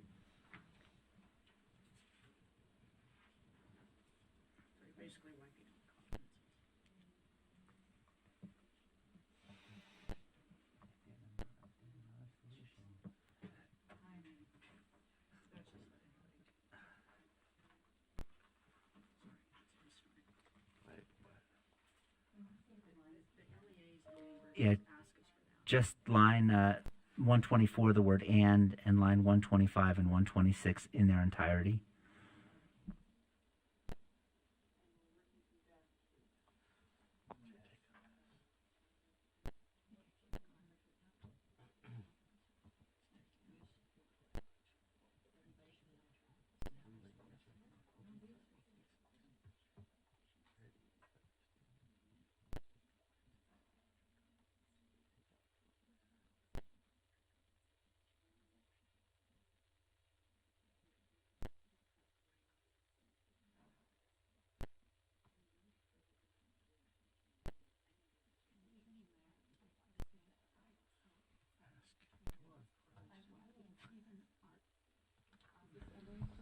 Vice Chair Hart, I think unless I'm jumping the line. Can you just say why?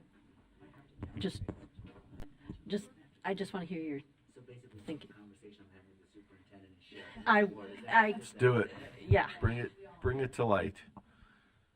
Just speaking with, reading Vice Chair Phillips, Vice Chair of the State Charter School Board, her concern was that we're asking these individuals to demonstrate competency, and the example she gave was like when you pass the bar exam.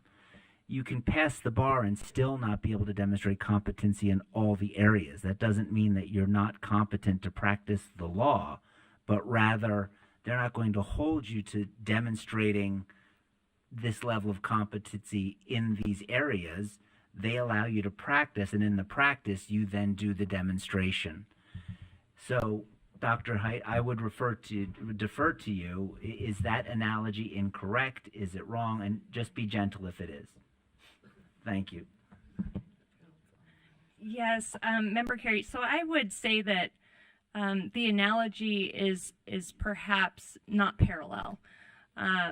The lawyers, when they pass the bar, it is knowledge based only, and knowledge is one of those competencies that we require from our prospective teachers, but we also need them to be able to provide the safety and the level of instruction needed so that they can meet the Utah standards for an educator. It doesn't mean we want them to be experts when they first are licensed. It means they have the minimum competencies to do the job.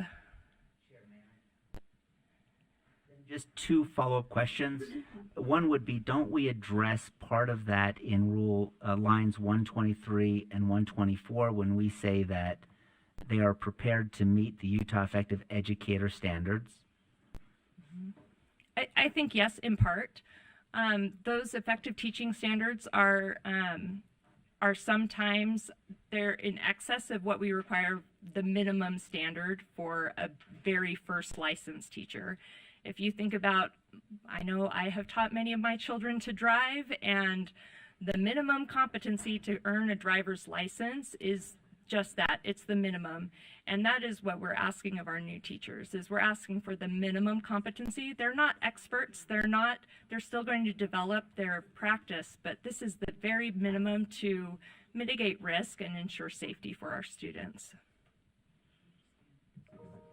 Thank you. Okay, Member Lear, or Superintendent Dixon, did you want to step in?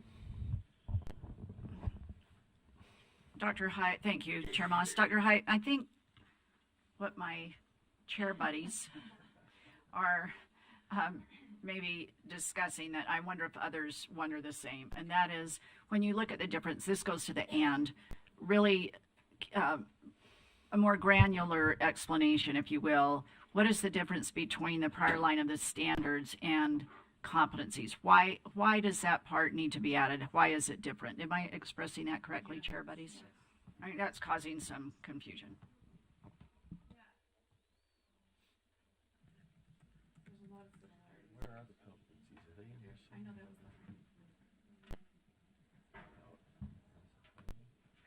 So one of those things is that one of the standards of a Utah Effective Teacher standard is to act professionally.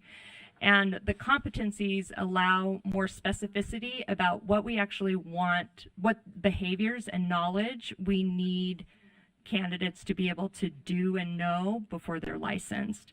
Because acting professionally is very large and the competencies are very narrow.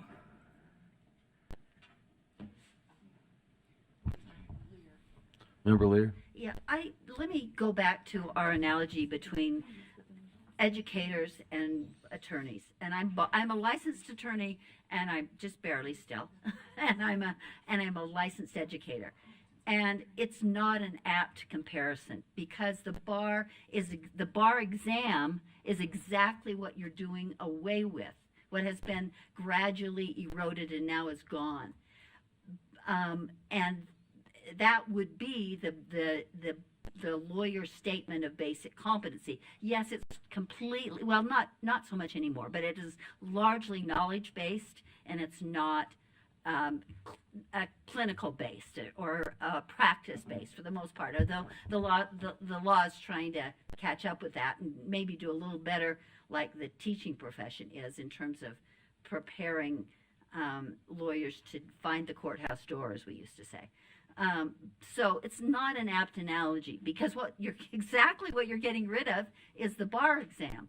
And so we're saying, instead of the bar exam, they have to have some minimal competencies, and maybe that's not the exact right word, but that's the word that they use in education, because it's actually more of a doing thing than a knowing thing. And I would argue that's maybe true of the law too, but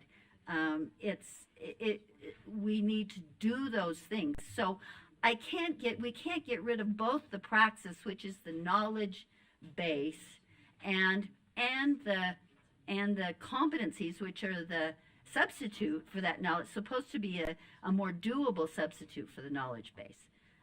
So I don't think, with all respect to Cindy, that's not an apt analogy to the law, because I wish we didn't have to take the bar. I mean, the worst nightmare of my life. But it does set a basic competency level or knowledge level for attorneys, and as opposed to what's happening with educators.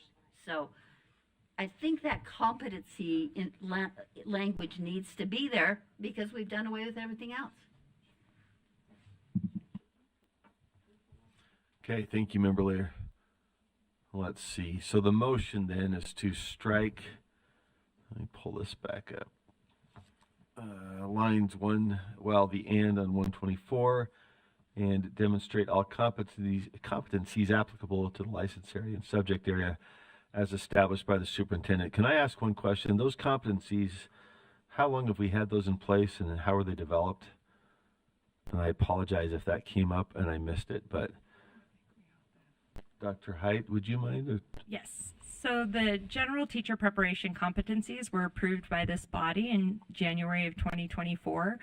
They were developed over the period of just over a year in collaboration with our university educator preparation programs, our alternate Apple program, directors, LEA mentor and coaches at the LEA level, as well as our internal staff. And all of those individuals who collaborated are supportive of the competencies. And I'll just a quick follow-up. Did we have another competencies framework prior to this? I know there's been all this recent work you talked about. Was this an improvement, an update on something, or was this new? Yes, so in July of 2020, the licensing structure shifted from a course-based licensing structure to a competency-based licensing structure, but the competencies as defined in board rule were limited and were more of a list of topics rather than things that we wanted educators to be able to know and do. Thank you. Okay. Any further? Back to Member Carey. Yeah, Chair, just to those competencies, and I want to thank Dr. Height. They were provided in backup, but as I was reviewing them, and this is my concern with including the competencies, these lines, like we require our educators to be competent in trauma-informed practices, restorative practices, issues that I think would probably violate the new law as it relates to DEI. But as I go through these competencies, and look, if there's someone to blame, it's, right, you said we approve these. So, but as I go through these, all the pages of competencies, I didn't see, and admittedly I was looking at this very late last night, I don't see phrases like academic excellence. But I see a plethora of other issues. So the reason I'm making that motion to strike is not that we should be devoid of standards. I think we cover that in the preceding line. But rather, this micromanaging of this pathway with these competencies. That's all. Thank you, Chair. Thank you, Member Carey. Vice Chair Hart. So, the gold standard for giving anybody a license would be would be seeing them teach and making sure that they can do the things that we need them to do. So anything that we do, a test, a demonstration of those skills, is a proxy for the gold standard. So there are some things that you cannot put on a test, so we need to see those things. I guess for me, the question is not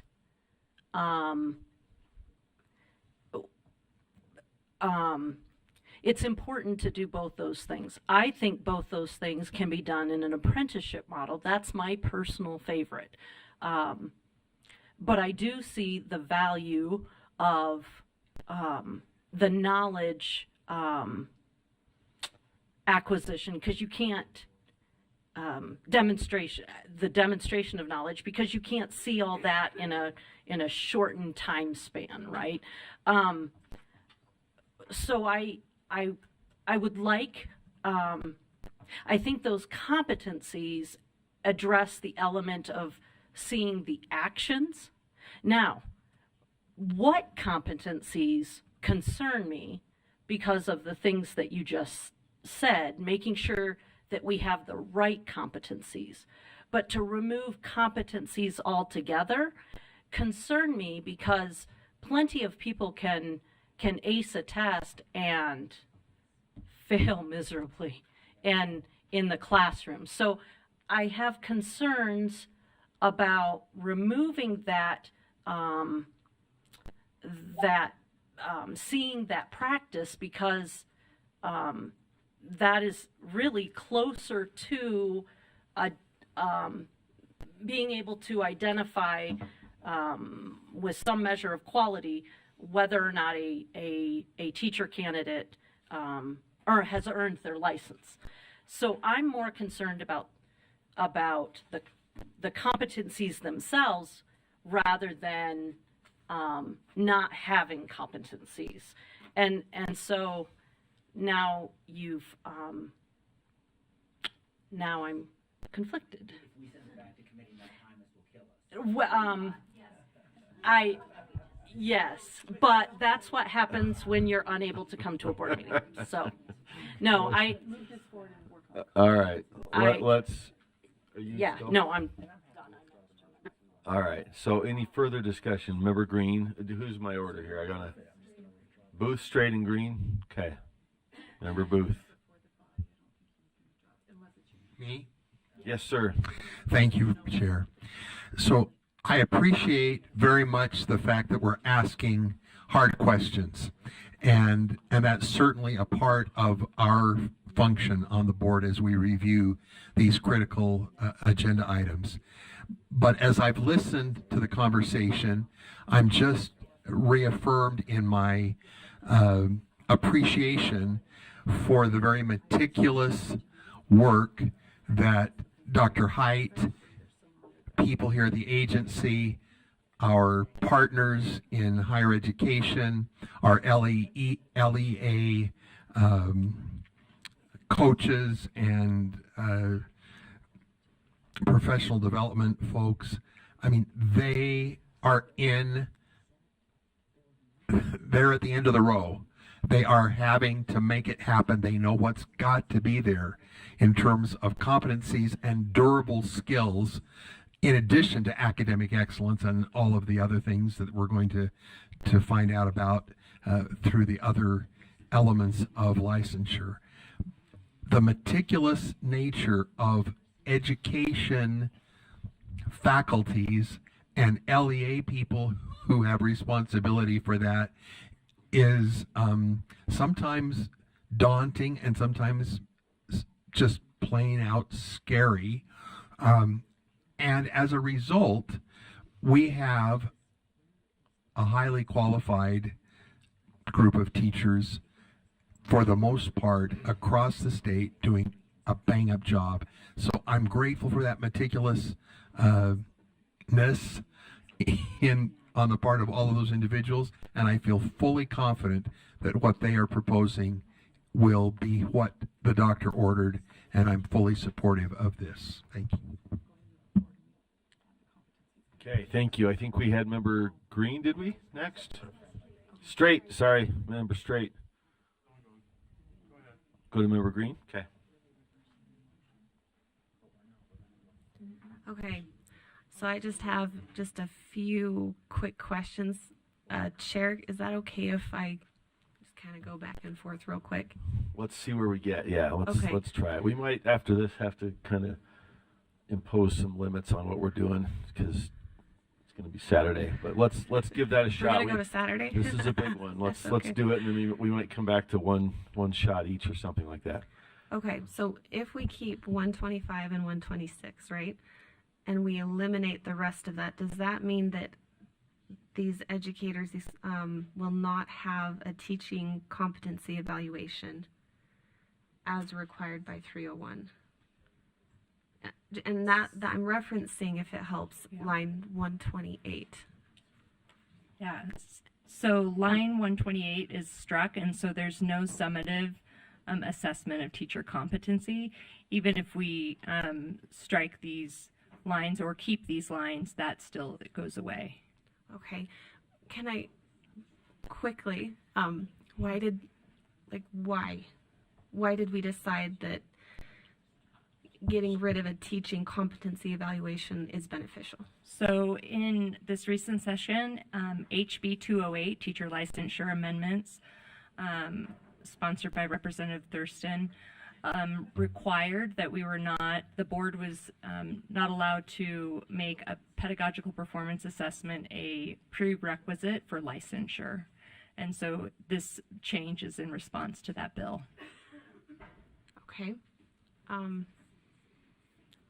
I didn't follow this, and I probably should know this, but I don't, so I'm going to ask that other quick question. Do we know why they didn't want that?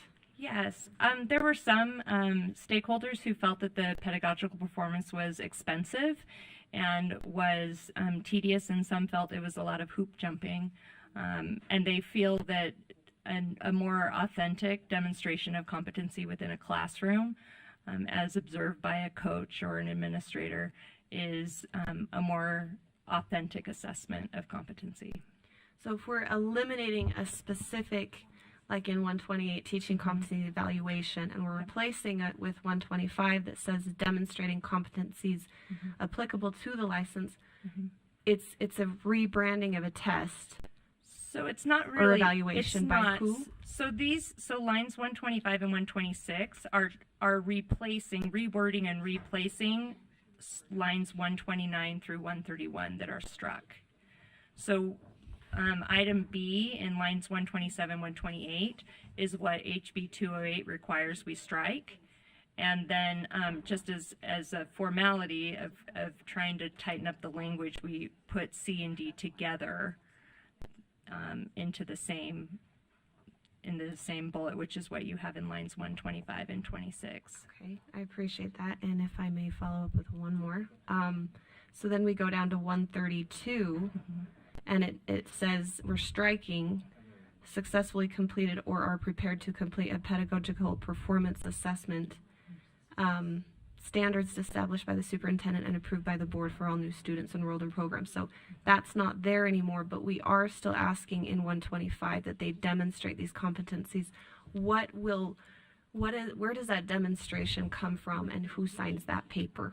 Yeah, so each individual educator preparation program will be able to say, here's how our candidates are going to demonstrate that. The universities are working right now on a rubric that they could use during student teaching that would say, here's the competency and here's the evidence. I saw them do it on this day with this class.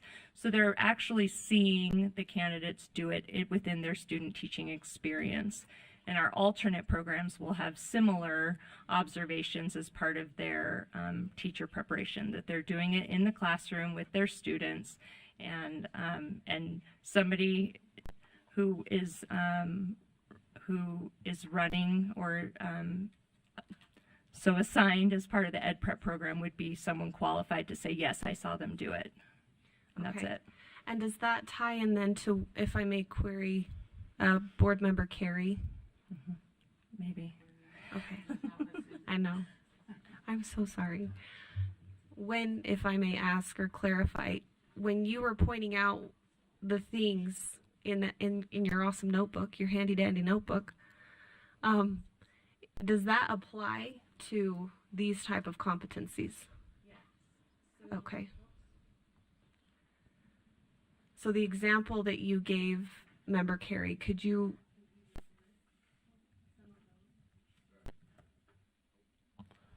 I'm sorry. Member Carey, could I have you just list some of those? Just to clarify, you had pulled out and given us an example of competencies that you saw in the. This is in our backup, the ones that were developed and voted upon in January, correct? Mhm. So this is kind of at the end of the backup list. I'm sorry to throw you on the spot there. I just wanted to make sure. Okay. Okay. Vice Chair Hart, did you want to speak while they're taking a Yeah, look? I actually would like to propose a substitute motion. Second. I'll make the motion first. The motion is that the board approve R277303 Educator Preparation Programs Draft 2 as amended, and send the educator competencies to the Law and Licensing Committee for review. It's been seconded. Would you like to speak further to the motion? I would actually. I think there's yeah, he seconded it before I even read it. Yeah, it took me by surprise. To law and licensing side. I think since we have approved these, even though it was rather recently, I think a little bit enough has shifted in the education realm that we just take another look at it and make sure that we are all we're hanging a lot onto these competencies, and I want to make sure that they are exactly what we intend them to be, and they're in line with all other requirements in code. Okay, thank you. Discussion of that motion then. So the motion, let's see, was that a substitute? Yeah. All right, so this is a substitute to Member Carey's motion. Member Carey's motion had been to strike the and the on line 124 and the lines on 125-26. Substitute is to pass the rule as well, did we have a prior amendment? What was the prior amendment? The prior amendment passed 14-0. Which was the university. Is that the only Yes. thing we have amended? I just want to make sure we frame this up. Been a lot of discussion. So the motion, the amendment we passed was to change university to institution of higher education. What was previously on the floor was to delete 125 to 126 on demonstrating all competencies. And the substitute motion is to, rather than deleting 125 and 126, to accept and pass the rule with the sole amendment I just mentioned about universities, and also to send the competencies that were referenced in lines 25 and 126, and would be, if we pass this substitute motion, to send those competencies themselves to the Law and Licensing Committee. Did I make that clear as mud? Any questions about what I tried to say? Superintendent Oh, I just had a Stallings? A what? Do you have a question? Yeah, you got it. Superintendent Stallings? Sure. Or Norman? Thank you. Angie Stallings, Deputy Superintendent of Policy. We just wanted to clarify that the competencies in the backup document are not incorporated by reference, nor are they referred to in this rule. So the rule does not reference or rely on those competencies. They were just uploaded as backup for information. And then Dr. Height may have more to supplement. Chair, may I?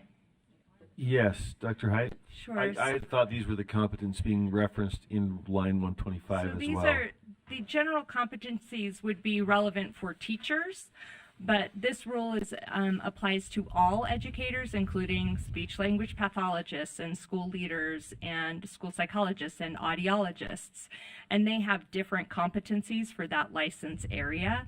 So these are the general teacher competencies that are included in backup are specific to teachers and are included in R277304 by reference, and that rule would have to be reconsidered if the competencies wanted to be adjusted.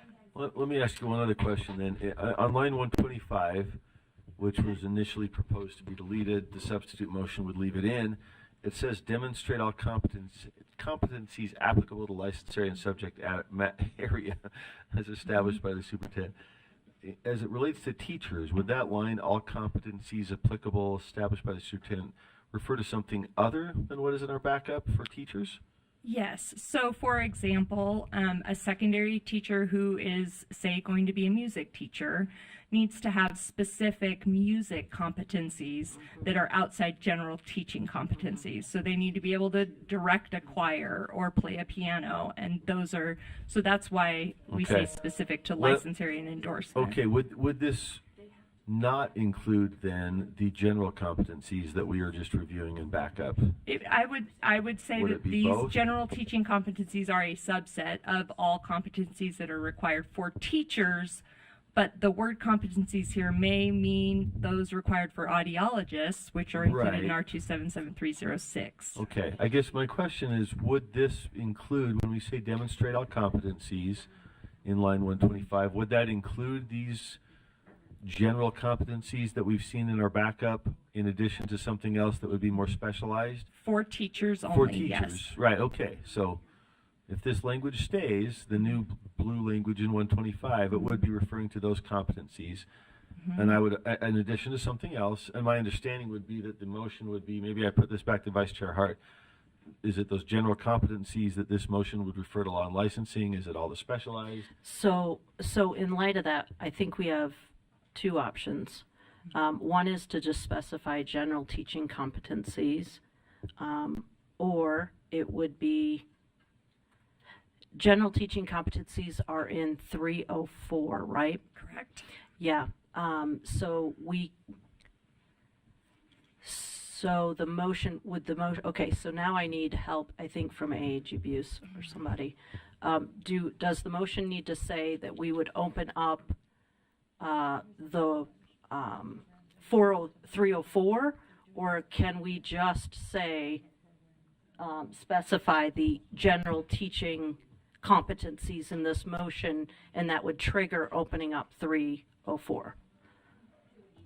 Do it either way? Okay. So I amend my own motion to say general teaching competencies. Any objection from the body? Hearing none. I have a comment. Member Klein? Do these competencies also include subjective competencies around educator values, attitudes, beliefs, behaviors, dispositions, etc.? They're in the backup, so I would refer to the backup. I'm not sure if somebody has it right in front of them, but this is listed in, let's see, it's called Educator Preparation Program, General Teacher Preparation Competencies. I think that's the third to last item in backup. Superintendent Stallings?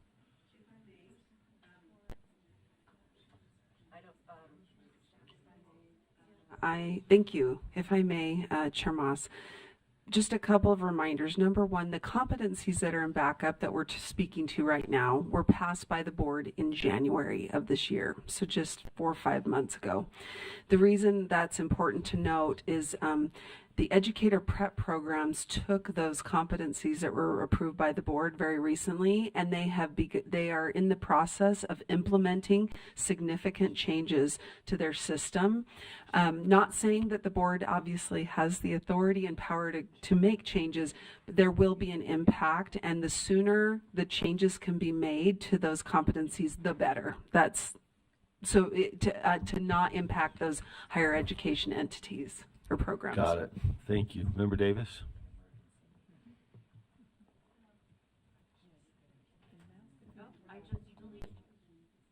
Do I need to hit? I have an amendment to the substitute. Is that possible? Can you amend a substitute? I move that it read that the board approve draft 2 as amended and ask our legal counsel to review the competencies, and any that are in conflict with new law be brought back to the board for reconsideration. Okay, so rather than referring the competencies to law and licensing, it would request a legal analysis, and if warranted, bring it back to the board. Am I stating that correctly for context? The motion was to have a legal analysis, and to the extent that warranted by, is it by changes in law that it would be looking at? Can you tee her up? Yeah, I mean, if we did have changes, we approved these in January, we just had a legislative session. It is our responsibility to make sure that they are in line with the new changes from the session. They probably should be reviewed, and those that are in conflict should be brought back to the board for reconsideration, and then the organizations that are working off of these documents will have to adjust based on new legislation. So the motion would be, instead of referring the competencies to law and licensing, would be to bring back to the board with any analysis could be provided by our assistant AG. Is that correct? So it's not a question. It would bring it back, and the question would be what comes from our AAG. Am I saying that right? Okay. So there is an if. Would it be friendly to say we will bring it back and we'll hear whether there were or were not conflicts found so that we're able to consider that, or is that unfriendly? You tell me. I mean, personally, I think it's unfriendly because we have organizations that right now and for the last handful of months have been working off what we just did. We can't whiplash this thing around, but to the point that was made with the new laws, we do have responsibility to make sure that they are matching. So if there are some that aren't, as do they should be brought back. Okay, so that I will not put that out formally because I don't want to be unfriendly. My question was, the motion then as presented is that our AAG would review, determine whether there is anything in conflict between the competencies passed in January and the law that came out of the last legislative session, and if so, they would bring that to us next month. So the motion as framed would be contingent. Our council would decide whether to bring it back on the agenda, correct?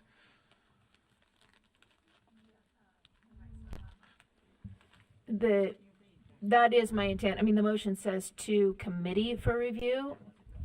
Personally, I can't imagine there'd be more than a couple, but if there are, they can just be brought back to the board.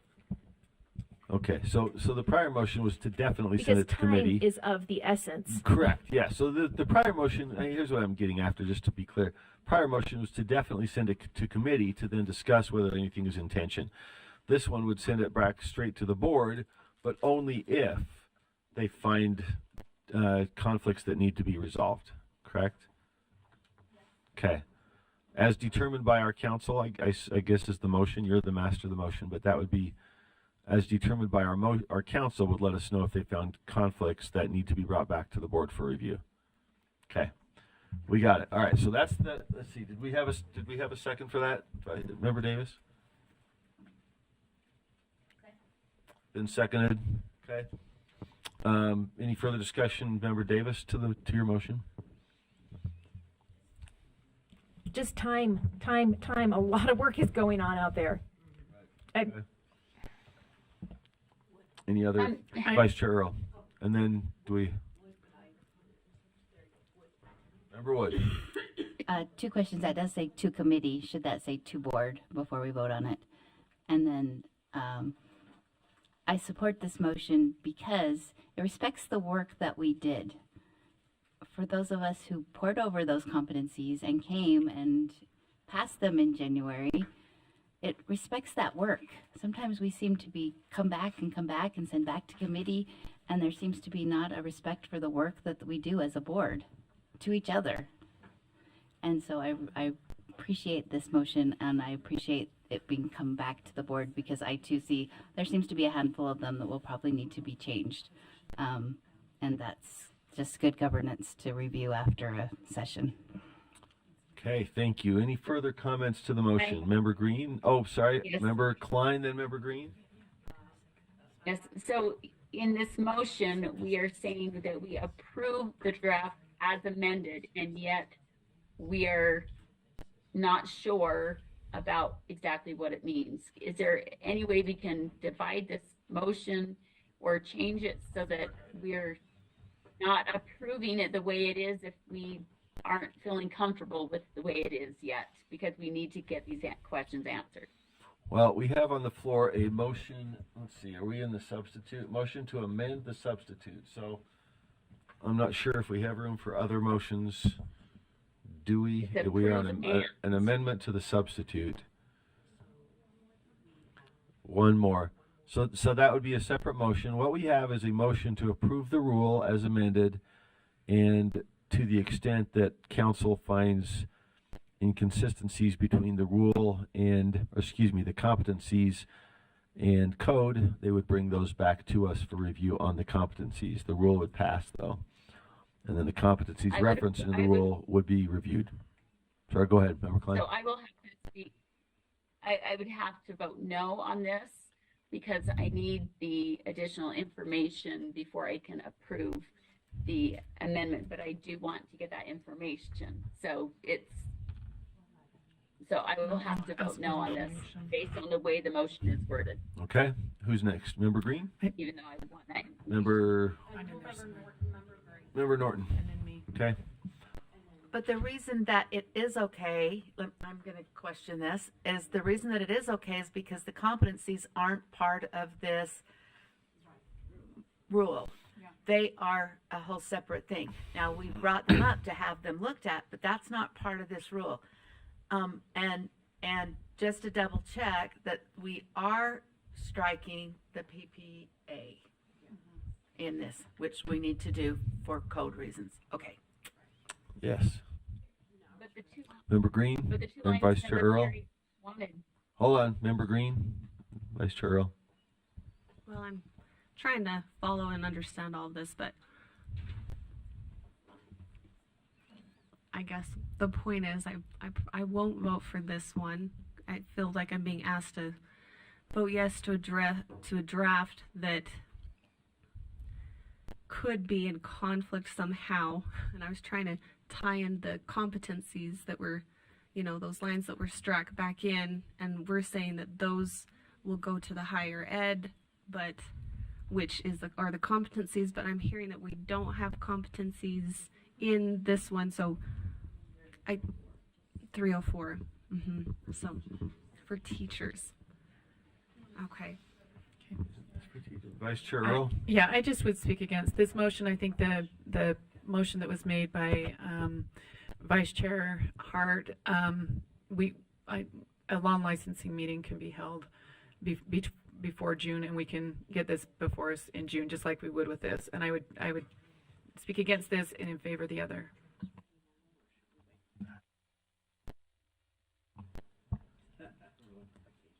All right.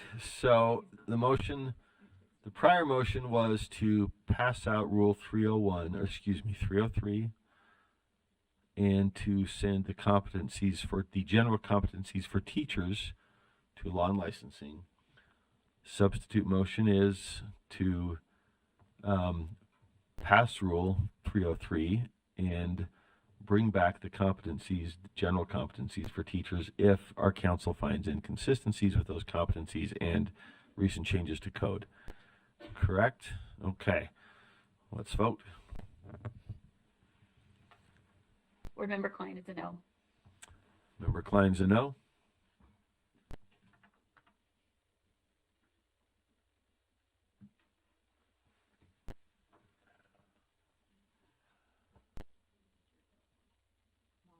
Oh, yeah. Sorry. We're still missing someone. We have one more. Okay. Did everybody get to vote though? That motion fails by 6-7. The yeses being Member Booth, Straight, Reel, Lear, Wood, and Norton, with Member Davis abstaining. So the underlying motion is back before us, and that motion was to pass that the board approve draft 2 as amended of Rule 277-303 and refer the general teaching competencies to the Law and Licensing Committee for review. Please, unless Member Bogus, Member Lear, sorry, where are we here? We are.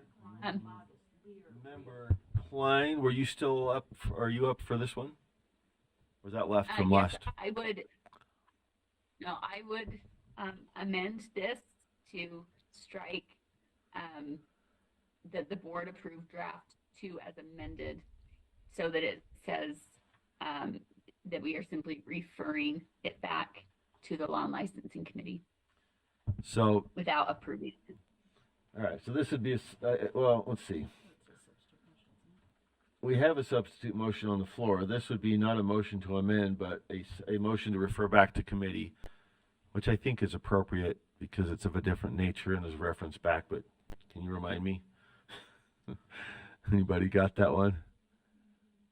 I think you can do a motion to commit even with other motions pending, correct? That's okay. All right, so motion is in the nature of a substitute motion to refer Rule 277-303 back to Law and Licensing Committee. Any discussion to that motion? Wait, hold on. We didn't get a second. We have a second for that. Member Baga seconds. Nope. Hold on here. My understanding is that Member Klein would like to send the rule and the competencies all to the licensing. That seems to be what's up there. It's got the rule I and can't the general teacher competencies. Does that look right? You're the second, I think. Okay. Back to you, Member Klein. Would you like to speak to the motion? We got it all framed up here. It's been seconded. Probably needs to say as amended. I just can't. Yeah, the rule as amended. Sorry, Ben, if we could just add as amended. Yeah. Go ahead, Member Klein. That's fine to add that. I just can't approve. I just don't want the approved language in there before fixes are made. Okay. Further discussion to the motion to refer or commit. We've got Member Bogus. We're going to do one speaking per on this because, okay, so Member Lear, Member Reel. I'm willing to look at that. Obviously, it'll pass and I'll look at it. I am just very cautious about a committee of mostly non-trained educators with immediate classroom experience determining what competency should be. I certainly hope our staff, Malia, Patty, whoever, and I'm sorry, I'm not trying to correct you at all, but I just hope you bring to us the opinions of experts. We are not experts in what teacher competencies should look like just because we teach in Sunday school. I hope that you bring that information from experts, practitioners to us so that can inform our discussion. Otherwise, I feel like we've got a bunch of policymakers talking about what lawyers should know. And I think that's inappropriate. Okay, Member Reel. Thanks, Chair. I obviously am not happy with the law that was passed. I think that there is a way that we could have done it to provide flexibility and allow more educators, like the apprenticeship example that Member Hart was giving. But we passed these competencies in January. This is insulting to me that we're to this point where we passed competencies a few months ago. We have staff working diligently to pass them on and prepare and use them with these hundreds of new laws that we have in place. One more thing we're going to decide that we want to re-examine. I'm sorry, that I feel like that's irresponsible policy making and honestly pretty irresponsible to our staff that has worked hard on it. Yes, the rule needs to change. I understand that. I'm comfortable with the amendments that we have and I think we should pass the rule, but toiling over these competencies that we've already reviewed and looked at months ago because we have a few issues with them after we have already asked staff to go and start presenting them and spreading them to the LEAs and working through one of, as I said, hundreds of laws that they are now having to institute and educate our LEAs on. It's just disrespectful to me. We had our time. I think we can reevaluate it later, but this is a misuse of our time and misuse of staff, in my opinion. All right, thank you, Member Reel. I don't see any further lights. The motion then before the body is the motion to amend the substitute to that the board refer the rule as amended and the general teaching competencies to the Law and Licensing Committee. Seeing no further lights, let's vote.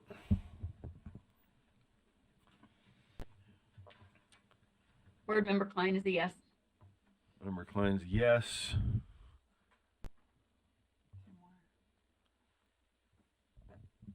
My motion fails by a vote of 5 to 9. The yeses being Chair Moss, Member Klein, Vice Chair Hart, Member Green, and Member Bogus. So we're back to the Vice Chair Hart substitute motion that the board approve draft 2 as amended and refer the general teaching competencies to the Law and Licensing Committee for review, correct? Member Davis. Would Vice Chair Hart consider it friendly to say, and refer the teaching competency to the Law and Licensing Committee for legal review against the new 2024 legislation? That way it doesn't open the whole thing up again that we did in January that people are already working on. Review of legal changes by the committee? Am I saying it right? No? It would be Maybe to I'm not. review specific to changes in the 2024 legislation, not open the whole thing back up to change again, since we've got all these universities working on their Got it. So instruments. the committee would be reviewing legal changes that might affect the general teaching standards. Is that That's fine with me, but you would have to get it through you would have to open it back up for a new second. And unless you want to second it. Okay. all right? So Can I, it's as the maker are you of the going to make motion? that as a motion to amend? No, I said it was a friendly, but you Right. have to do a new second. Right, which is why I'm putting it back to her to see if she wants to make it as a formal motion with a second. You could second it, so the motion, well, I think you're making the amendment to her motion. So, what's that? Oh, okay. That's what I'm trying to do. So it has to be a new motion. Which is an amendment to Vice Chair Hart's motion, therefore has to be made by somebody else. It's not. There was an objection from the body. Yep. So you can, okay, so Vice Chair Davis, Member Davis made the the motion to amend, Member Straight seconded. The motion then is to add, They're just adding the word legal so for legal review. So the motion is that we add the word legal before review in Vice Chair Hart's substitute motion. Any discussion of that motion? Member Bogus, is that for this? I see a No, light. sir, it is not for this. I do want to speak to the original motion, but this is Okay. not for this. All right, so we have I a would- limited motion. It's been seconded. Vice Chair Hart, or I just think that the legal review, not that Michelle's not going to do a fabulous job. I just think that the intent should go back and be looked at. So Can I make Vice Chair Hart? I want to make a comment. The reason that I wanted it to go back to committee is for this reason right here, that when we do the work that can be done in committee, we are more efficient with our time. It wasn't to completely change up anything. It was simply to minimize the amount to move the debate to the committee rather than have it during full board. There was no other intent there. Okay, any further discussion to that motion? So it's a limited amendment. It adds the word legal in front of review. And seeing no other lights, let's vote on that amendment. Member Klein is the no. Member Klein, what was your vote? No. Member Klein's a no?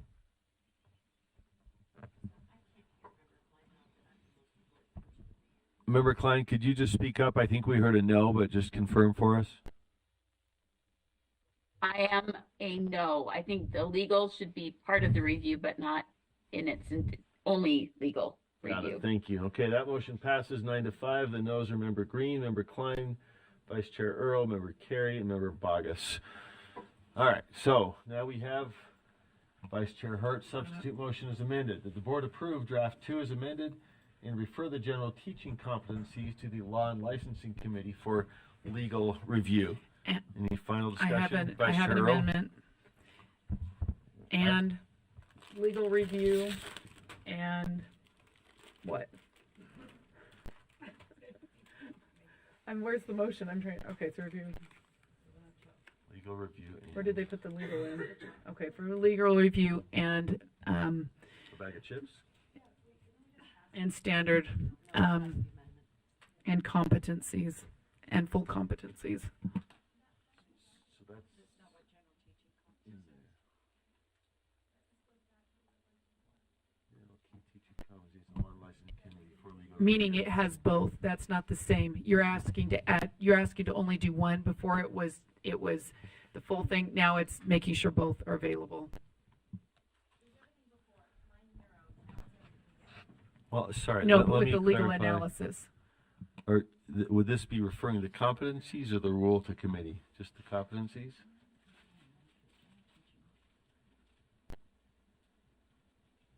So as the current motion would be to pass the rule, but refer the competencies to committee for legal review. So what would Yeah, be, so what would be changed? it's the competencies part is that, so that it would be legal review and, looking at the competencies.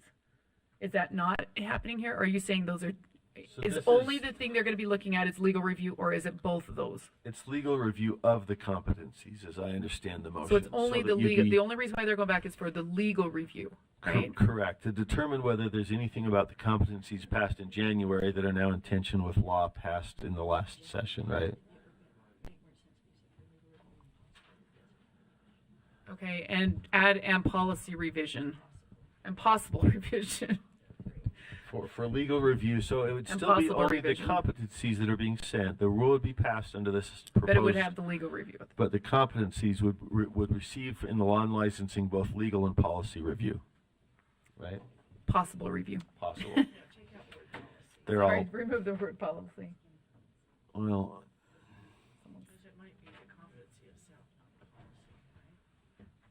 Yep. well, Yep.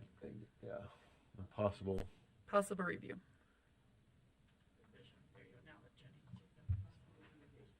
There we go. I don't even know How's where that? this came.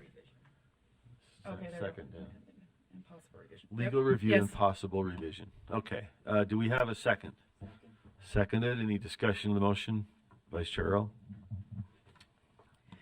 I do think the legal review is valuable. I also think that, I mean, I went through most of the competencies here. I don't see a problem with that, but I think that we need to be able to look at some of the items in a broader sense too. Okay. Further discussion to that motion? Member Carey? Yeah, I would just echo what Vice Chair Earl said in that if it's coming back, let's take a look at it. Let's spend the time that's needed. It's my understanding law and licensing may look at this on an expedited basis anyway, and so let's just make it comprehensive. Okay. Member Bogus?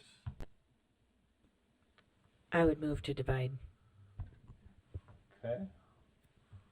What would be the proposed division? we can because it's either that or not. There's only two. Well, there's a rule part and a competencies part, correct? AG Buse nodding her head. So part of this is pass the rule, part of it is refer the competencies back, right? I may be speaking for you. What's your No, division? sir, you are accurate in your assessment. What we're voting on though is only the one thing, so the divided would have to come later. No, We're I voting on believe since two this is a things. substitute motion, it would come now. Yeah. Well, the Oh, amendment I went to the apologize, Vice Chair competencies part. Earl. I was looking at the highlighted part, Yeah, I'm just adding. and so I do apologize. I'm in the wrong. Yeah. preemptively, I move to divide. All right, so could we put that language up? Did we vote? No, we didn't vote on your. Okay, so we need to vote on that and then come back. Is that correct? Am I getting this right? Parliamentarian, thank you. All right, so the motion before the body is to amend to add at the end of the motion the words "and possible revision." Member Wood.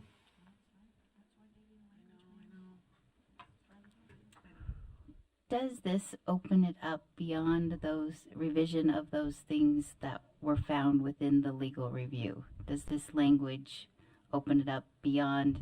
Because I think it's a given if we find things that have to be changed due to the legal review, then that possible revision, I could vote for that. If this is opening up the whole thing, we just voted to narrow the scope. And if this is opening it up again, then I cannot vote for this. But I do want us to be able to change those things that the legal review finds, if any are there.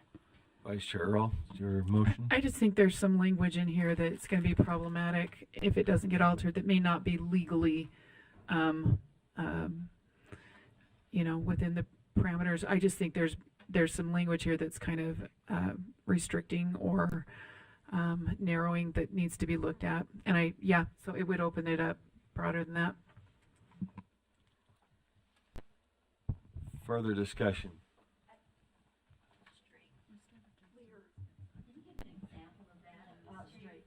Oh, go ahead. That was my.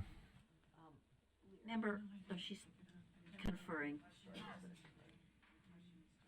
I'm sorry. Question to Yes? Vice Chair Earl? No, I just wondered if Member Earl could give us an example of what she thinks is legally problematic. That I our can't attorneys- give you an example of legally problematic.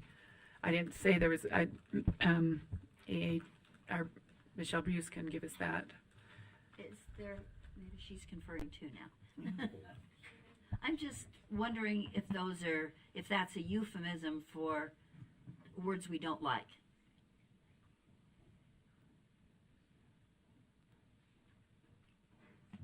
Is that a question through the chair to Vice Chair Earl? It's a rhetorical one. Yeah. Yes. Fair enough. Okay. But I wondered maybe if, I just don't see that if there are legal, maybe could we further amend this at the end of the motion and possible revision based on legal review or based on legal concerns? Well, that would be then vote no. Pardon me? Vote no. Okay. Well, All right. Vote no on the amendment, because that's what it would be. Further questions, no, I'm comments, sorry, I'm not understanding what you're rhetorical or otherwise? I think she's stating that you presented a rhetorical question and saying. indicates a possible no vote. If I'm interpreting correctly. Well, if you vote no, then it would be just the legal review, and I think that's what you're saying, right? If you vote yes, then it would incorporate two pieces. The legal review with Okay, that's this. clear. Yeah. Thank you. Yep. Okay. That make clear. AEG Buse, and then I hear Member Klein, I think, but we've got Member AEG Buse. I just want you to keep in mind that sometimes it's hard to say whether something legally black and white doesn't fit, that a lot of times it's in a gray area. Right. And so it's very hard when you say, is this legally, technically not, but it may, in a gray area in a way and interpreted, feel like it doesn't fit within the law. So it's a really hard thing to look at it and just limit it and say, I'm only looking at this from a legal perspective. It's Thank difficult. you. Remember, real quick. After lunch, we're going to go to one comment per person, or we're going to be here till. Did we have somebody online? Member Klein? No, not yet. I may have just given the wrong. The broader scope is what you're saying, and or use a different word. The not explicitly legal review. So we as board members have to make policy changes, right? And I think if this passes, we will hear from AAG Buse on legal questions. We will also have the discretion to make our own choice on what revisions, as I understand it. It won't be limited to what we were told by council, but we will be informed by council, I presume, under this, correct? Okay. All right, I don't see any final lights, so let us vote. The motion then is to add to the end of the motion and possible revision. Let's vote. Member Klein? Yes. Member Klein's a yes.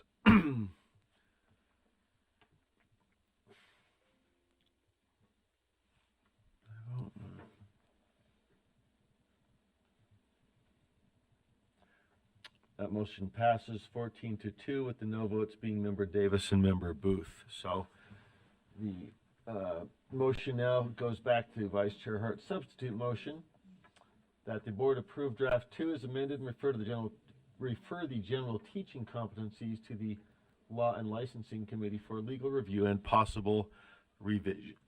revision. Member Bogus? Member Bogus moves to divide. And I think that would be after the word amended. I would second that. So the division would be that the board approved draft 2 as amended, would be part 1. Part 2 would be refer the general competencies, etc. Correct? Is there a second to that motion to divide? Second. Did I hear? Member Klein seconded? Back to you, Member Bogus. Discussion of the motion. Yes, sir. Thank you. So without reviewing these competencies, I can't vote to approve the rule.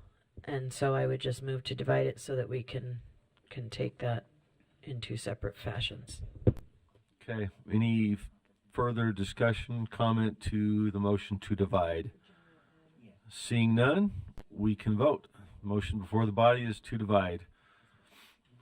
Division would be the passage of the rule on the one hand and reference of the competencies back to committee on the other hand. Member Klein is the yes. Member Klein is a yes.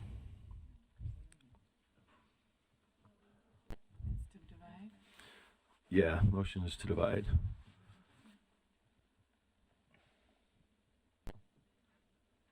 That motion fails 4-10. The yes votes being members Klein, Vice Chair Earl, Member Green, and Member Bogus. So we're back to the motion from Vice Chair Hart that the board approve draft 2 as amended and refer the general teaching competencies to the Law and Licensing Committee for legal review and possible revision.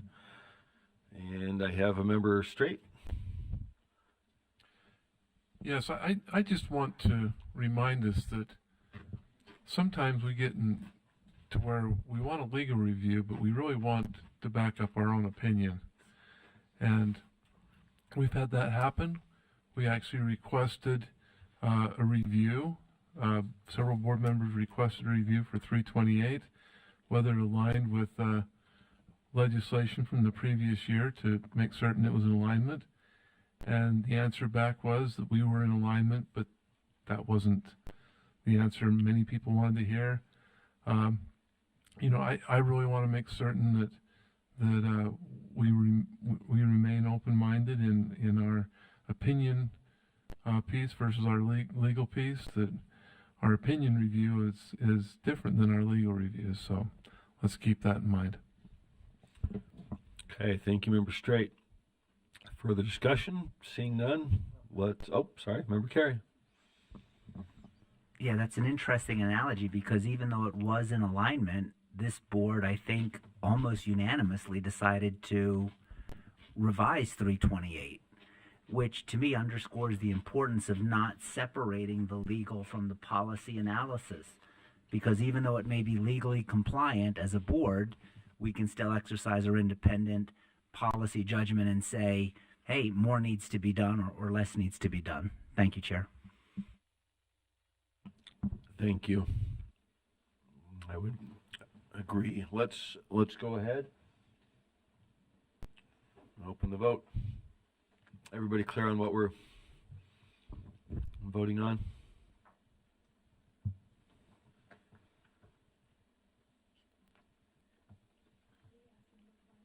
Member Klein? I have to abstain. Member Klein abstains.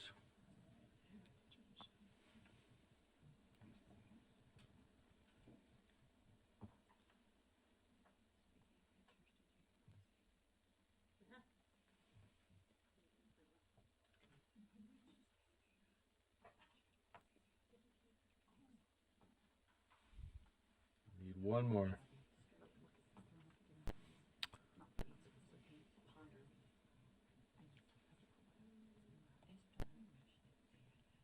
Okay, voting's complete. That passes by a vote of 9 yeses, 2 abstentions, Member Klein and Member Bogus, 3 noes being Member Davis, Member Green, and Member Booth. Okay, I think that wraps up, correct? That clears the board on that one, and we are back to Vice Chair Carey. It is 1:30, and we are 10% through our... The good news is Matt will never ask me to do this. Bad news. Do we want to break, folks? It is 1:30. I think we have deliveries and such. I hear a yes. I see a thumbs up. I hear no objection. Let's break for lunch. 30 minutes. Let's try for 25 minutes. Huh? Back at 2. Let's see. Were we gonna do that before or after? Leanne's got to leave. Oh, during lunch. I knew it was tied to lunch. I didn't catch. We wanted to do that. Okay, so we'll bring our lunch back in and do it then? Sorry, Leanne. I thought we were doing it just after. Okay, folks, let's come back. I think for scheduling purposes, we need to do our closed session during lunch. So if we could entertain a motion to go into executive. Okay, I think we need the language, don't we, for the purpose of? Let's see here.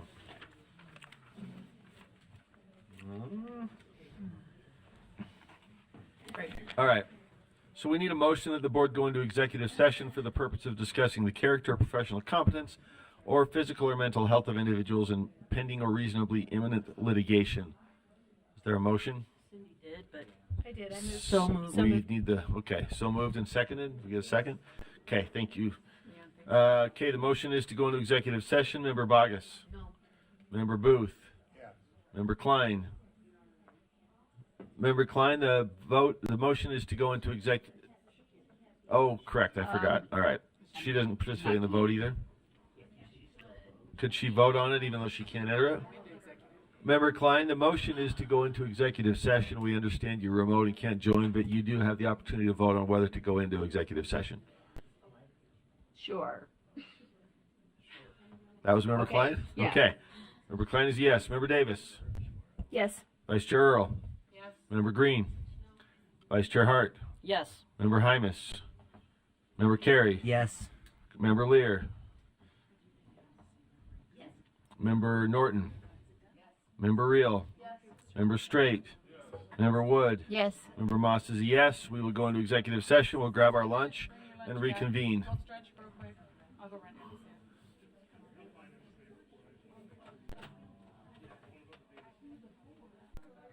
So, but it's not, I don't know if it gets done in time for me to get to it. When do they get it, when is it done when you get it printed? Okay, where did you pick it up at? Up in Ogden? Yeah.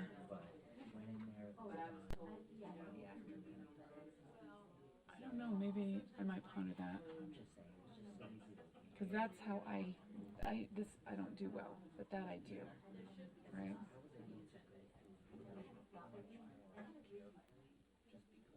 Yeah.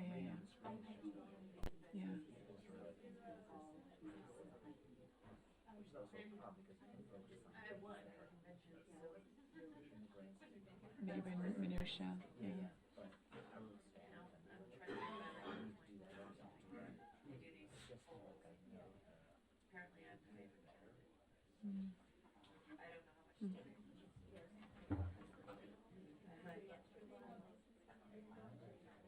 We're gonna go 15. We're shooting for 15 minutes. I think we are trying to, per whatever motion. We're ready. Okay, we are coming out of executive session. Let me pull the motion up before us. Would someone like to make a motion the board comes out of executive session? So moved. And do I have a second? Do we need to vote on that? Yeah. Okay. Let me grab the. Okay, you got a list for me. All right, we're going to go ahead and take a roll call vote, and we're going to start at the bottom. Leanne Wood, Chair. Chair. That's because it says Chair Moss. Go ahead. Leanne. Brent Straight. Board Member Rill. Board Member Norton. Board Member Lair. Board Member Lair, do you want to come out of executive session? Board Member Carey? Yes. Board Member Hymas is not here. Board Member Hart? Here. Board Member Green? Oh, yes. Yes? Okay. And we're coming out of executive. Okay. Board Vice Chair Earls, yes. Board Member Davis? Yes. Board Member Klein? Did we get her on yet? Okay. I'm here, but I don't think I can vote to come out since I wasn't in. Okay. Perhaps. Board Member Booth? Yes. And Board Member Vargas? Yes. That was good timing. Okay, so we're coming out of executive session, and yes, we got to do our action from executive session. And I'll go ahead and accept a motion if you've got that available. Okay. I move that the board pull case number 23-2030 from the consent calendar. Okay, the motion before is there a second? The motion before the board is that we pull case 23-2030, okay, from the consent calendar. All those in favor? I think, without objection. Okay, that was unanimous. Thank you. And go ahead with the next motion. Okay. In case number 23-2030, I move that the board deny clearance of the license and request that the applicant wait 1 year to apply, and that the applicant be required to complete ethics training. Okay. I didn't write very fast, and my pen didn't write, but you're going to help me, right? Uh-huh. Anybody want to second that?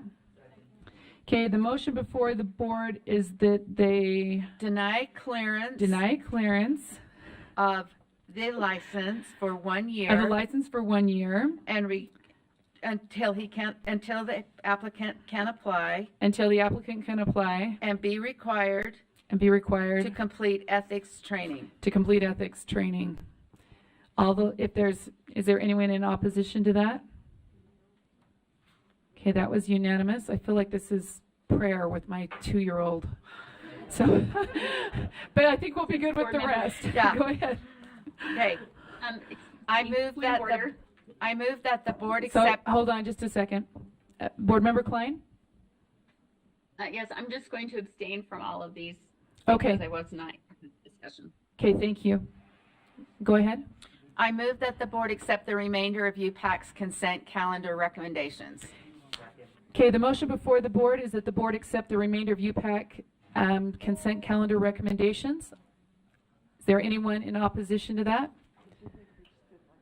Okay, that was unanimous except for Board Member Klein is abstaining. Go ahead. Okay, in case number 22-1899, I move that the board, I recommend that the board accepts UPAC's recommendation. Okay, the motion before the board is that the board approves UPAC recommendation for case number 22-1899. Is there anyone opposed to that?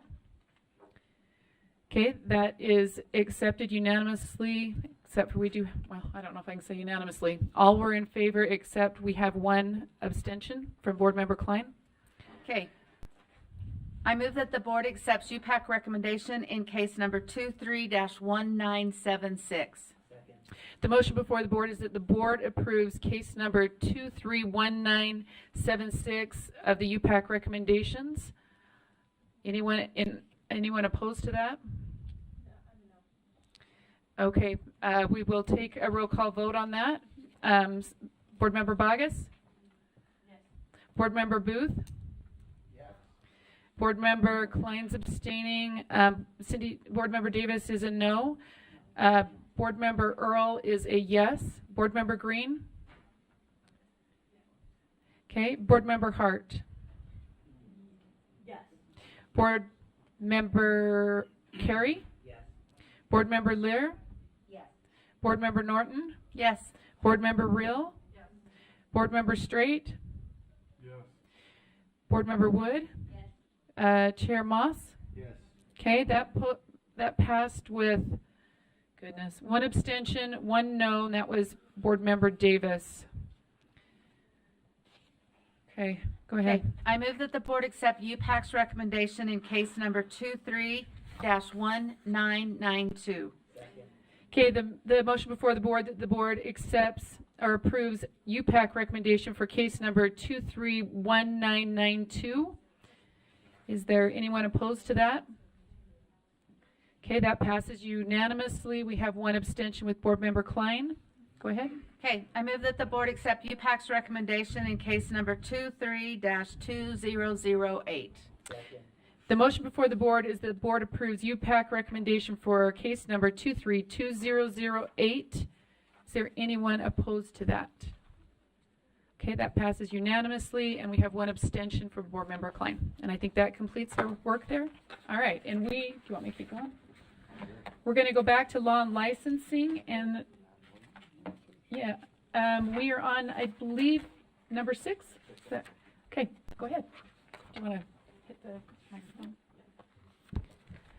Law and licensing, item 4.6, R277-301, educator licensing. This is an amendment, and the committee recommends that the board approve R277-301, educator licensing draft 4 on second and final reading.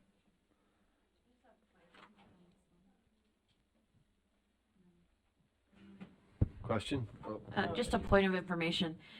So as I look through this, there are like there's 2 April committee drafts, 3 and 4. And then clearly this is ping-ponged. But why do we have 2 committee drafts? Can I understand that better?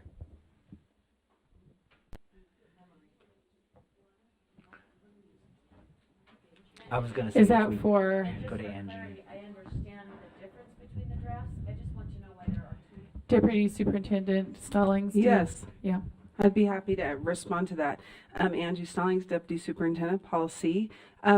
When you're looking at the drafts in backup on Civic Clerk, if the drafts have been prepared for committee, they are saved as a committee draft.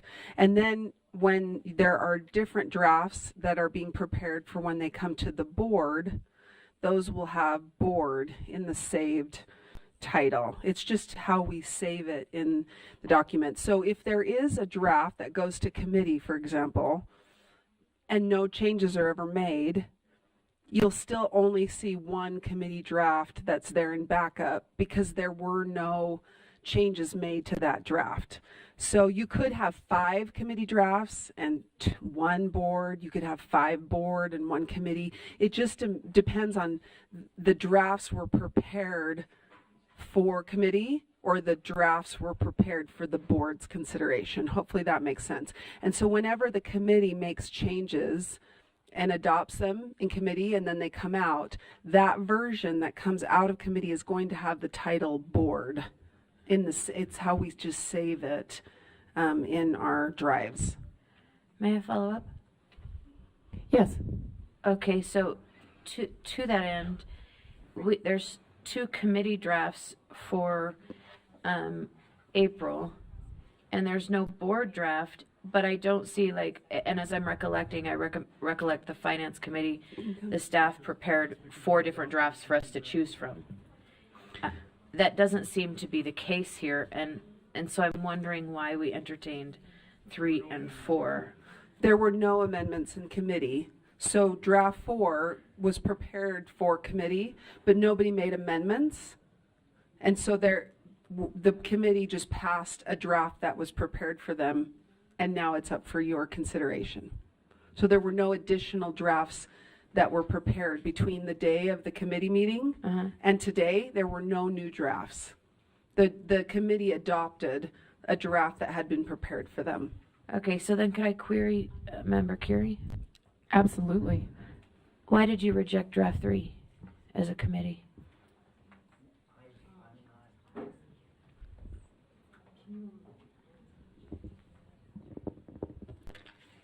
They're going to answer that in just a minute.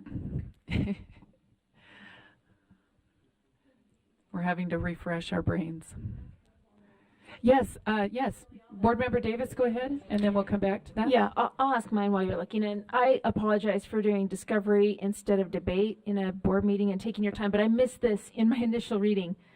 On lines, this might be for Dr. Haidt or Dr. Voorhees if she's here, but on lines 131 to 135, it's talking about special education licensing. And what line are you on again? Because I'm not seeing that. 131, I see one of the following, a bachelor's degree. Is that right? Yeah, that's in reference to okay. special education. Previously, we had to make an adjustment because I thought I understood that federally they had a requirement that you already had to have a bachelor's degree. If you could still do an alternate program, or you could get a license later for special ed, but you had to already have a bachelor's degree at least. But now I'm reading on 133, it's saying, or on 132, a bachelor's degree or higher from an accredited institution or current enrollment in a university-based board-approved education program that will result in a bachelor's degree. Did they change the federal requirement? Can you hit the microphone? Yes, thank you. Malia Haidt, Executive Coordinator of Educator Licensing. So the federal requirement was not changed. If you continue on into the rule, looking at starting with line 159, we have some exceptions for special education, preschool special education, deaf ed, audiology, SLP, and SLT, that they should, in line 173, a bachelor's degree is required. And so federally, those are the only ones where a bachelor's degree is required. Correct. Not just to teach elementary school, for example. Resource. Mm-hmm. Well, resource is special ed. But it's not listed in special ed K through 12. Yeah. Then it seems confusing, the line up above. So all license areas, a minimum requirement is a bachelor's degree or enrollment in a program, but for those related to special education, the bachelor's is required and that requirement may not be met by being enrolled in a program. You must have an earned bachelor's degree. Okay, so just a quick follow-up. So line 121, the superintendent may not extend an associate license with license area in special education or related. Okay, I think I see it's a preclusion. Correct. In 120 to 123, but then it's a little confusing because it sounds like the next things actually are still referring to special ed, but I'll let it go. I thank you for the clarifying. organization of the rule. Okay, all right, we got that clarified, right? Okay. Board Member Carey, did you have an answer for us? Would you hit his thing? Yeah, that'd be great. Thank you. Yeah, this is to Board Member Bogus's query. And it's my understanding that the reason that line draft 3 was rejected was that the board, the Law and Licensing Committee, thought that lines 67 through 72, lines 292 through 295, and line 306 could be in conflict with state law. And that's why those were taken out, and draft 4 was the one that came out of committee. Thank you. Okay, all right. The motion before the board is that yeah, go ahead. Board Member Carey? Yeah, I do have one question for Dr. Haidt, and that is lines 23 and 24 on draft 4. I don't know where I saw this. It could have just been in a dream, but I thought I read that the language before this language was that the regional accrediting body could could do what we're now saying only the Department of Education can do. Can you explain, was that right? Was it a dream? And why the change? Sure, Chair, if I may. The difference is that a regional accrediting body like the Northwest Accreditation of States is now the term regional accreditor is an antiquated term. It was sunset in 2017, and so we're catching up our language to state that they must be an accredited body, and the U.S. Department of Education is who regulates who is and is not an accreditor. When you're done, I have a question. Yes, go ahead. So this is linguistics. It doesn't change the fact that the organization formerly referred to as a regional accreditor is still the accreditor. We're just changing code to reflect that, the rule. Correct. Thank you, Chair. Okay, and then I do have a question in relationship to that, because we've chosen to allow accreditation by outside entities. But if we chose not to do that and we chose to do it as a state, as was discussed maybe a few years ago, sure, would they have to be recognized by the United States Department of Education? So if we as a state determined that we were going to accredit universities, then Never these mind, are for sorry. universities. These are not Taking it all back. You don't even universities. answer. I don't want to accredit all the universities. Our school accreditation. I don't have enough staff. But you know this, so Yeah, I don't. sure, I'm not no, trying to be rude. you got it. We'll move on. Got it. Okay. Is there any additional questions? Okay. The motion before the board is that the board approve R277301 Educator Licensing Draft 4 on second and final reading. And we're ready to pull that up.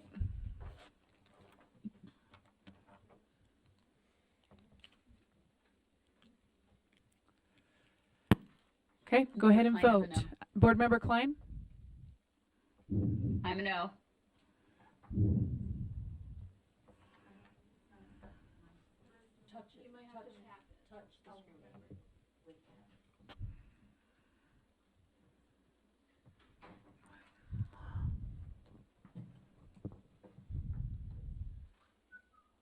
Where are we missing? Okay. You certainly are, and we're still missing someone else we're missing. I don't know who. We should have 14. Oh, we only have 13 people? Member Straight, could you vote? Just push it harder this time.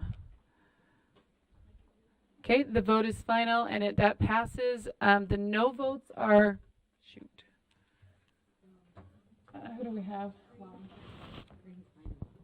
Board Member Green, Board Member Klein, and Board Member Bogus. Okay, go ahead. Do you want to turn his microphone back on? Thank you. This is item 4.7 from Law and Licensing, R277-115, Local Education Agency, Supervision and Monitoring Requirements of Third-Party Providers and Contracts. And the recommended action for the board is, the committee recommends that the board approve R277-115, Local Education Agency, Supervision and Monitoring Requirements of Third-Party Providers and Contracts, Draft 2 on second and final reading. Okay, is there any discussion? Okay, the motion before the board is that the board approve R277-115, Local Education Agency Supervision and Monitoring Requirements of Third-Party Providers and Contracts, Draft 2 on second and final reading. And I would have. I'm sorry, Board Member Klein, did you have something?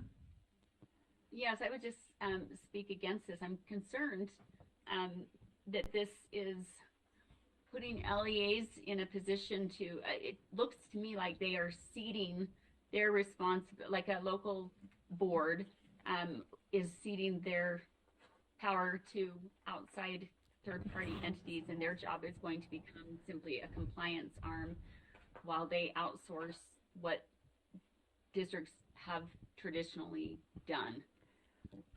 Okay. Am I reading that wrong? I think it's the other way around, but I can let someone from the committee speak to that, and maybe they could answer that question. Vice Chair Hart? So, I can go into detail, but basically, it used to be, prior to this, what we're recommending, it used to be that all of that was outsourced to the third party. What this does is bring back the enrollment and the accountability for the student to the LEA rather than outsource that to the third party. So this brings that piece back to the LEA. Do you have an additional question, Board Member Klein?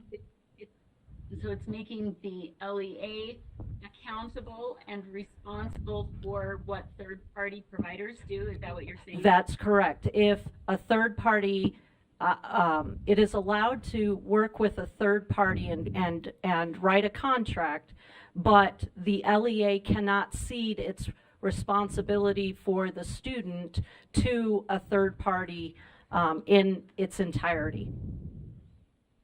I guess I'm not sure how that is supposed to actually play out. What does that look like? How is a district supposed to monitor all of that and hold a third party,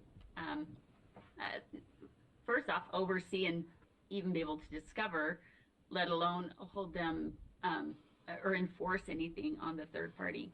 Well, that would be Is part it of. just a matter of canceling a contract? It could be holding them accountable, with the contract and putting in the contract how you would like that, what you would like that accountability to look like. Previously, the LEA, the third-party vendor, enrolled the students. This makes it so the LEA has to enroll the students instead of just sending them on their way to the third party. So now the LEA is enrolling them, which means that all of that additional, the student is on their, in their LEA, then all of the same things that we would do with otherwise enrolled students would apply to third party students who the third party vendor provided services for. Okay, so we're talking like a MyTech High kind of situation. So these homeschoolers that use MyTech High will now be enrolled in public education. So you have They've always and they will been, fall just under to all of the regulations of public schooling. So Board Member Klein, if you've enrolled with Public High, with MyTech High, you are a public school student. So just to clarify, that's been the case for a number of years. If you're a homeschool student, you're a homeschool student. If you choose to take the money and sign up, you know that you're signed up through not Twill anymore, but maybe Provo, or I don't know. There's a variety of them. Nebo. Yeah, Nebo. So just to clarify, they're not homeschool students; they're public school students. Okay, just wanted to be sure that was clear on the public record. Yep. Okay. Any other questions? Okay. The motion before the board is that the board. Member Klein covered what I was Okay. going to ask. I do have another. Has anybody talked? Is this a request from the field? Is this what districts are asking for? I think it's How do trying they to. feel about it? I'm not. I think that's just trying to create clarification, especially with the move with Twill last year and some other things. So just some clarification. All right. Have we gotten any feedback? Okay, not board. Are they okay taking on this responsibility? Deputy Superintendent Stallings is gonna respond. I was just going to quickly add that this rule was up for its 5-year review. It needs to be continued this month. So that's partially why it came before law and licensing and before you today, is because of the 5-year review. Also, part of the considerations were informed by a recent audit on education service providers. So that's the background on where the rule is at today. Okay. All right, we are ready. The motion before the board is that the board approve R277115 local education agency supervision and monitoring requirements of third-party providers and contracts. Draft 2 on second and final reading. And I'll let you know when it's up. It's up. So, Board Member Klein, do you have your vote? I am a no. Okay, that's a no for her. And I'm missing 1. 2? Okay, here we go. We've got 11 in favor, and so that passes. I have Board Member Green's a no, Board Member Klein's a no, and Board Member Bogus is an abstention. Okay, Board Member Carey. You can turn his mic on. Thank you, Vice Chair Earl. This is item 4.8, R277323, Public Educator Evaluation. The recommended action for the board is that the committee recommends that the board approve R277-323, Public Educator Evaluation, Draft 2, on second and final reading. Okay, do I have any comments to this particular item? Yes, Board Vice Chair Hart. Yes, I would like to propose an amendment. Okay. That on line 65, that we strike lines 65 through 71, so that it says on line 60, so basically the sentence starts on 63 and says summative evaluation rating means an annual rating of an educator's performance that assigns one of 3 levels. And then those 3 levels are not defined.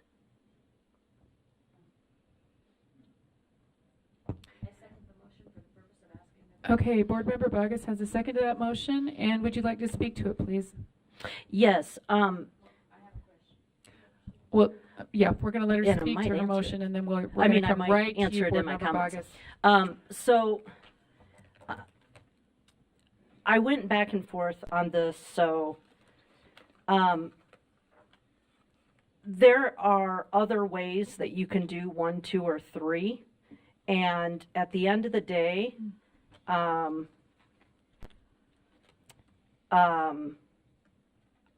just don't think it's absolutely necessary, since we're not reporting to the state level, that those are defined in rule. I think the LEAs can define it using words that make sense to them. I don't think it adds anything to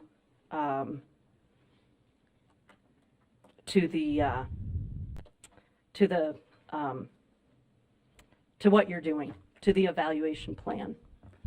Does that answer? Does that Board preempt Member the Bogus, question? did you have a question you want to ask? Thank you. So, as I read this, and maybe Chair, this is for Vice Chair Hart, but it seems to me that it's a little incongruent. It says that assigns one of 3 levels, 1, 2, 3, or there's a 4th there, which is unsatisfactory. So, would we leave the unsatisfactory, or would we pull it as well? It just means it's level 1, so there are only 3. That means a level 1 would be an unsatisfactory is level 1. Am I reading that correctly? Well, we say there's 3 levels, but in reality, we list 4. Well, the unsatisfactory performance means a level 1 summative evaluation rating. So if you got a 1, you got the am I reading that right? That's how I understand that. So there really I'm are not sorry. 3. It's just telling you if you get the 1, it's unsatisfactory. I should have put on my reading glasses. No problem. Thank you. So I I do apologize. Yeah, no, you're good. These are all good questions. Yes. Is there anything that in law that requires us to have the language that's in 1, 2, and 3? Staff. I don't know who. No, there's not. Okay, no, there's not.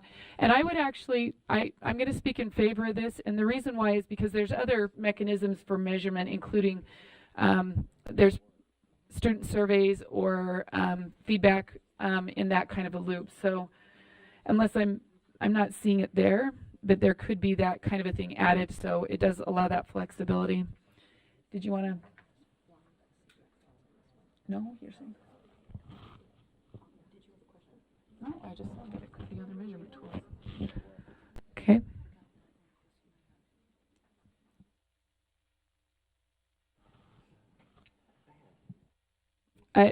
Board Member Lear, do you have a question? Yes, and it was, I'd like to ask Member Hart, Chair Hart, Vice Chair Hart, if she's willing. Vice Chair Hart's not willing yet, but she's gonna be able to answer your question in just a second.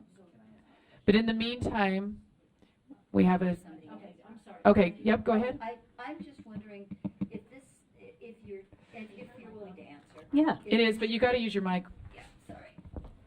Is your amendment in response to information from LEAs and school districts? It's just school districts, so it's not charters, or is it just your own lived experience, or what? A little bit of both. In talking with colleagues,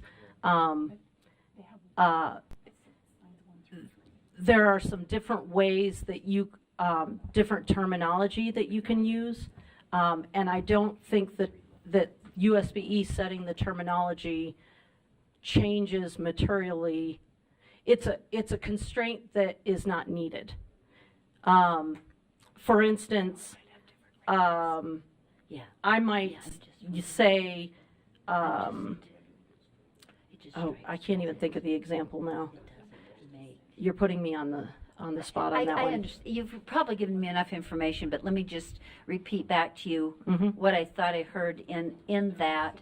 Well, I won't repeat that back to you, but let me just express a reservation, and that is that before, though imperfect, LEAs have been able to, school districts, not LEAs, but school districts have been able to look at evaluations from other districts and get some information about an educator's effectiveness. This doesn't necessarily allow for that continuity across the system. No, yes, it does, because you still have levels, and it would still be defined. I just philosophically don't think that we should go beyond what is prescribed in code unless there is a very good reason. And I couldn't produce a very good reason when some of my colleagues asked me why we chose these words. Okay, that's helpful. Thank you. All right, Board Member Davis, did you have a question? Can you turn Davis? Oh, I'm sorry, Board Member Carey.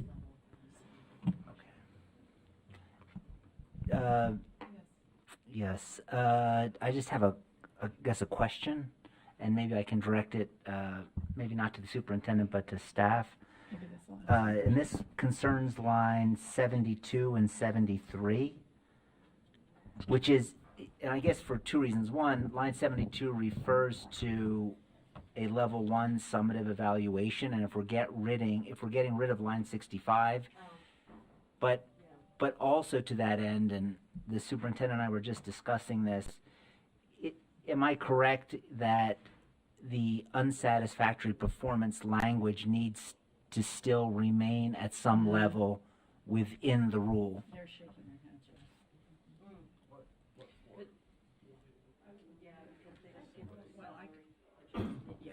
What's the significance of unsatisfactory? Salary. There's also supports within the rule if you're unsatisfactory. What other things flow from unsatisfactory? Julie, do you want to come up here on that? We were going to say because there will still be a level 1. It just it'll be whatever the LEA defines it at. That language probably still works. You could change that to the lowest level rating if you felt that would be more clear. Do you want to explain the consequences of the unsatisfactory performance for them?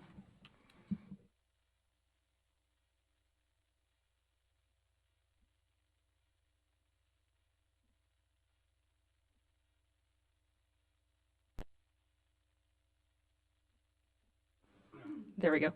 Julie Lundell, specialist over teacher evaluation. We do have other legislation that requires us to be able to designate someone as being at the lowest level. And so needing to have an unsatisfactory or lowest level is required related to other code. So whatever verbiage is decided on needs to make sure that it allows for that. Yes. Yes, you may Oh, have a sorry. follow-up question. So, Director Rasmussen, in your opinion, can we leave the language in line 72 and 73 as is? Yes. Okay. Thank you. Thank you, Vice Yep, Chair. no problem. Do we have any other Cindy Davis lights on? We do. And we're just going to wait for her to get back to her seat. And she's almost there. Yep. Oh, Board Member Davis, your light's on. No, that's okay. Could someone turn her mic on? Thank you. If this is just an amendment, okay. On line 64, I move that we add the words. Well, I'm amending the amendment. I move that, and I think it's friendly, but you can speak to that. If it's then let's see if there's an objection and just put it in. The end of line 64, it would read, well, starting in 63, summative evaluation rating means an annual rating of an educator's performance that assigns one of 3 levels, and then my amendment would be to add in that may be defined as, and then the next suggested levels of language, but that keeps 72, however the LEA decides to word it, unsatisfactory performance would still equate to a level 1 summative evaluation rating. Then it gives a bit of flexibility. Okay. Is there any objection to that? There's some. It changes the labels to a definition instead of a label. So line 65 through 71. Board Member Davis, would you mind articulating that in a way that, yeah, so do we have it up on the board? So the motion would, that may be defined as? So this was, so far doesn't have an objection, but what it would read, how it would read is line 64 would read performance that assigns one of 3 levels that may be defined as, it continues on, just like it's written in the rule. So what it does is it keeps a 3-level requirement. It allows LEAs to tweak the language to what they want to fit their needs, but whatever they choose for the language in number 1, it has to indicate that it's an unsatisfactory performance. So it changes the label to a definition or examples, but it doesn't force the language. Can Okay, now I'm asking, because maybe I'm not. So 65 would be unsatisfactory, on line 65, 1 would be unsatisfactory, 60. It would be however that district defined unsatisfactory. But it would be the lowest. And it is the lowest. It has Can to I- mean that. Okay, so is that up for us to? Yeah, Chair Mouse. would you please? Okay. Mouse. Okay, you want to hit? Go ahead. All right, I have a similar question. This is just kind of aligning. So line 182 talks about support for educators. If an educator receives an unsatisfactory performance rating, a school district shall provide with support for academic impact improvement consistent with title, et cetera, et cetera. I think that would align with these options, right? But somebody couldn't, for example, define unsatisfactory as a middle and then really bad as a 1 and then get extra, supports. That still stays. So the options, when you say you can do the options, it still means a 1 is the lowest, and that's the one that gets the supports. And if there are negative consequences, it's still tied. Okay. I'm not sure how broad the option is. So you can say do it this way, but it still have to have that basic structure. Okay. Oh, I get it. I have a question. I thought we were still striking that, but we're leaving that in. Board Member Klein, do you have a comment? Yes, I'm just looking at lines 122 to 126. Okay, we're still, so after we finish this But it item, has to- go ahead. It has to do with that. I'm just wondering, it mentions that a local school board may adopt the Utah Model Educator Evaluation System approved by us, by the board, an adapted system or a system developed by the school district consistent with this rule and Rule 330. So I haven't looked at that document, the Utah Model Educator Evaluation System, or we are proposing in these motions consistent with what's in there, or is there something in there that like are we remaking something that's already been set up that in our model educator evaluation system? So Board Member Klein, I think with oh my gosh, my mind's going sour here. Board Member Davis's motion would be to strike or to leave in the lines, but just suggest that they can use the language as may. Maybe I'm not understanding. Do we have levels listed in the model educator evaluation system? Okay. Right. Okay. And let's, who wants to answer that? Director Thronson, is that you? Or Julie, do you want to answer Julie that? answer that one. I Okay. have a different question. Okay. No, the proposal would not mess up a proposed model evaluation system. We're directed in code to have a model, and we have a model that's been in place for probably 10 or 15 years, and after this rule is passed, there would be another model developed that aligns with this rule once you've made that decision, but this would not change that outcome. So if I'm understanding you, that when this rule gets passed, that the alignment would take place to make sure it aligns with the rule. Okay. That's correct. Thank you. Board Member Carey, did you have a question or comment? I do. Yeah, just to, if I may direct this to staff. Yes, please. So my question is, the next item on our agenda is the repeal of R277531 public educator evaluation requirements.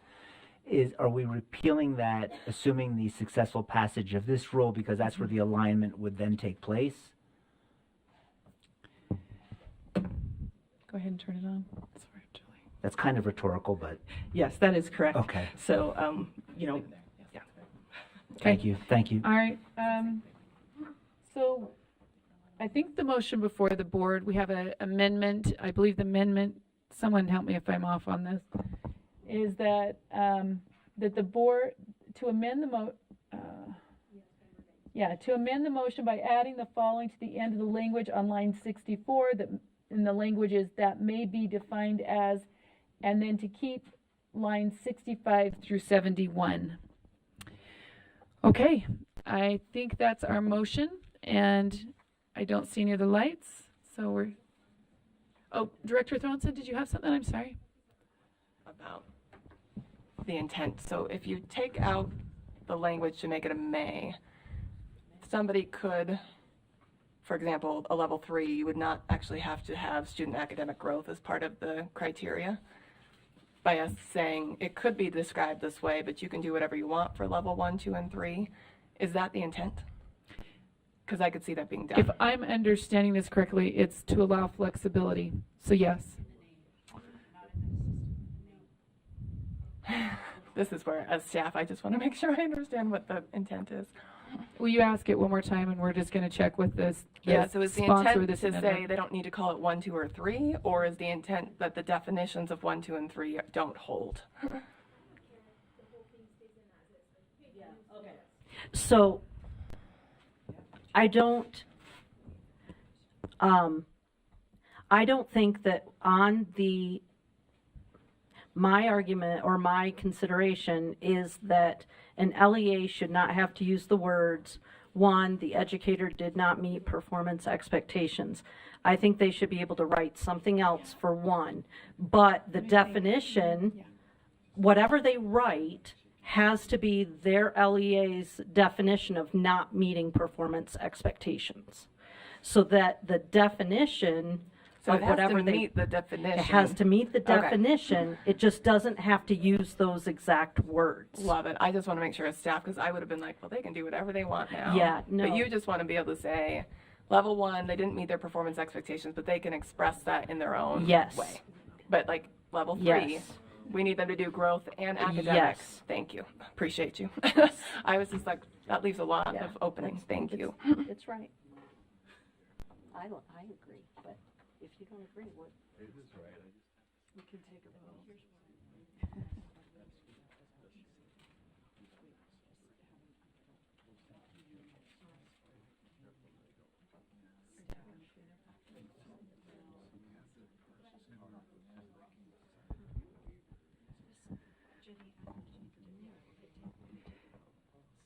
Okay, what do we call this? A point of, we have just a point of order. We're going to take just a quick raise your hand because we will probably pick up some dinner tonight. I'm guessing we won't be done. If you're interested in pizza, there's 2 options, pizza and maybe more of a barbecue chicken, beans, coleslaw, that kind of thing. If you want pizza, raise your hand. Oh, come on. Okay, and we're not doing both. We're going to do one of them. Okay, those would prefer the barbecue, raise your hand. Okay, I think we're doing barbecue tonight. All right, thanks for the little interruption there. We just have to pre-order for this evening, so okay. I don't know where we're at now. Oh. Okay, we're ready for Board Member Davis's motion, which is to amend the. Okay, it was friendly. We had no objection. Sorry, I got sidetracked by barbecue or something. I don't know. I'm sorry, I object. Okay, objection. So we will take that vote, adding the language in. Okay, so we will take this as an amendment to the motion, amendment to the amendment, right? Okay, so the amendment before the board is that the board amend to amend the motion by adding the following to the end of the language on line 64 that may be defined as, and then also keeping lines 65 through 71 in the document. And we'll have this up for vote. Member Klein is a no. Okay, Board Member Klein's a no.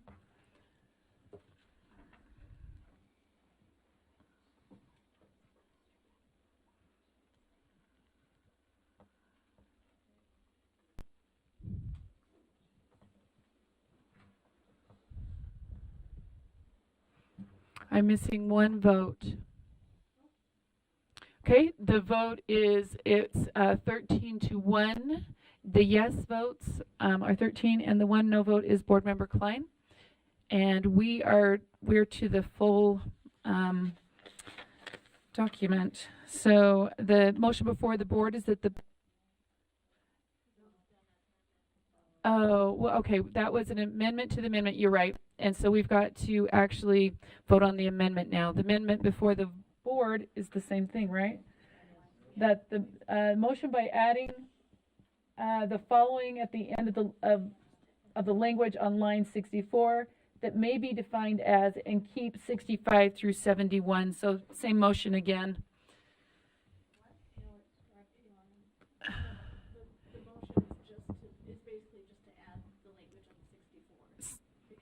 So our motion, okay, the motion is to add the language on 64.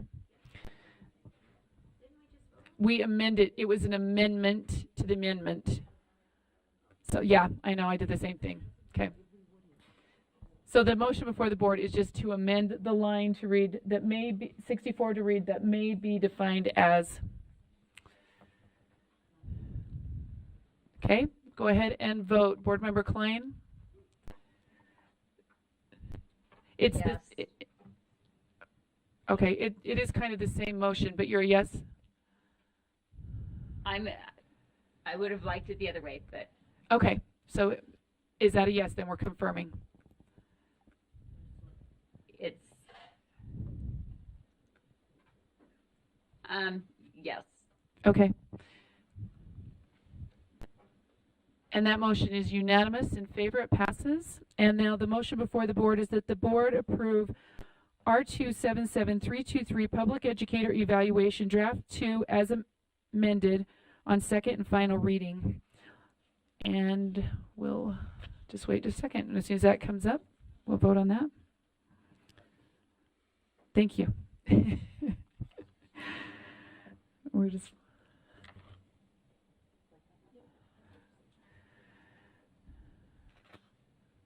We're waiting for it to come up. Klein is a no. Okay. We're just waiting for that to come up. Okay, go ahead and vote. And Board Member Klein indicated she's a no.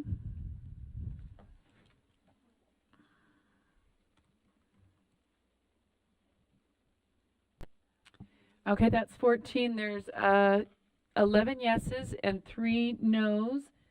And if I'm reading this correctly, I've got Board Member Bogus, Board Member Klein, and Board Member Green. Did I read that correctly? Okay. All right. We're back to you, Board Member Carey. Oh, yeah, Mike. Thank you, Vice Chair Earl. This is law and licensing item 4.9, R277-531, public educator evaluation requirements for repeal.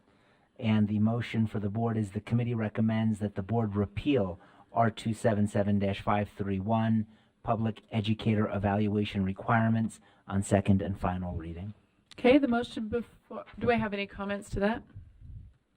All right, the motion before the board is that the board repeal R277-531, public education evaluation requirements on second and final reading. And as soon as we have that motion up, you can vote. Member Klein is a no. Okay, thank you.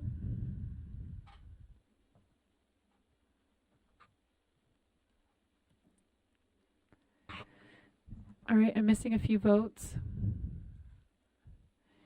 I have one more. Who are we missing? Rill. Okay, that the vote is 11 for and 3 opposed. Those voting no are Green, Bogus, and Klein. Did I read that right? Okay. All right, and go ahead with the next one. The next item is 4.10, R277-533, educator evaluation systems. This item is up for repeal. Motion for the board. The committee recommends that the board repeal R277-533, educator evaluation systems on second and final reading.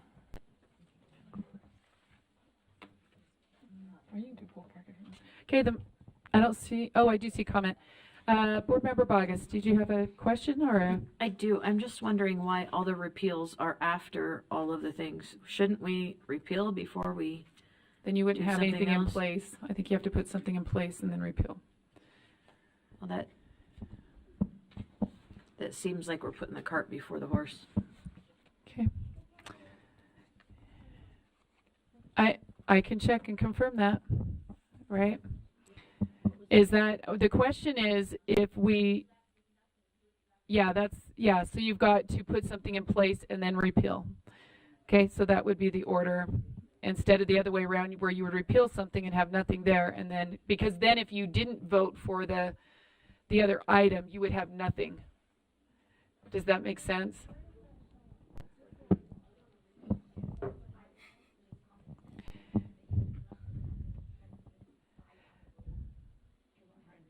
If you do you want to turn on Michelle Buse so she can articulate that?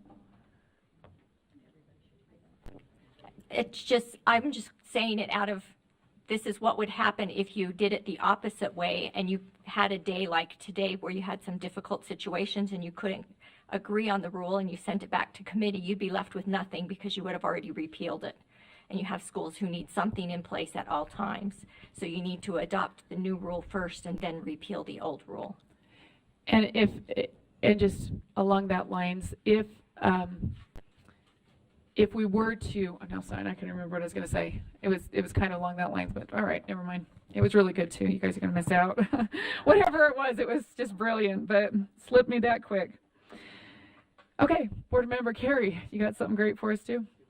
Oh, whoops, did we not vote yet? Sorry, that's right, it was a question. I thought we were ready for that. The motion before the board is that the board repeal R277533 educator evaluation systems on second and final reading. And Board Member Klein, what would you like to vote? No. Okay.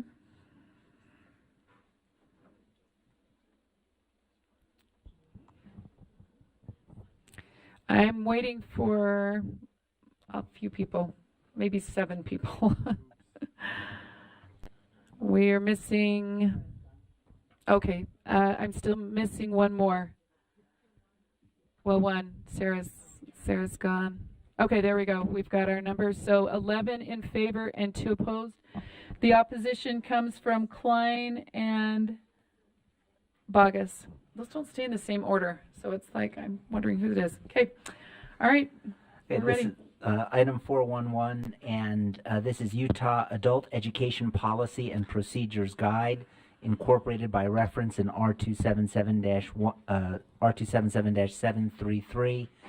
The committee recommends that the board approve the Utah Adult Education Policy and Procedures Guide, Draft 1. Okay, any comments to that? All right, the motion before the board is that the board approve the Utah Adult Education Policy and Procedures Guide, Draft 1. And we'll take that vote as soon as it comes up. The votes before us, Board Member Klein.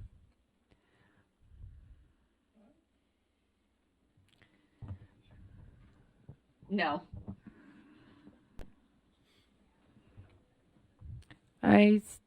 Need 2 more votes. She's right there. Okay. Okay, so the vote is 13 yeses and 1 no, maybe? Board Member Klein is a no on that one, so that one passes. Go ahead. Mike. From Law and Licensing, this is item 4.12, R277-733, Adult Education Programs, and the motion for the board. The committee recommends that the board approve R277-733, Adult Education Programs, Draft 1, on second and final reading. Okay, I'm not seeing any lights. The motion before the board is that the, oh.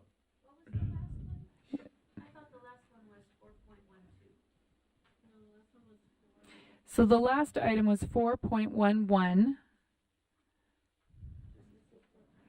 This one's 4.12.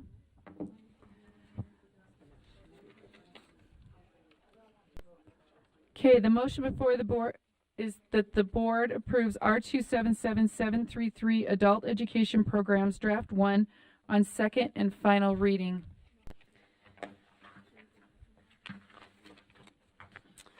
Okay, and we're ready. We're ready for the vote. Board Member Klein? I'm a no. Okay. I'm missing 3 votes. 2, 1 more. Okay, that motion passes with 11 yeses, 1 abstention. Board Member Bogus and Board Member Klein is a no. And we have 1 more.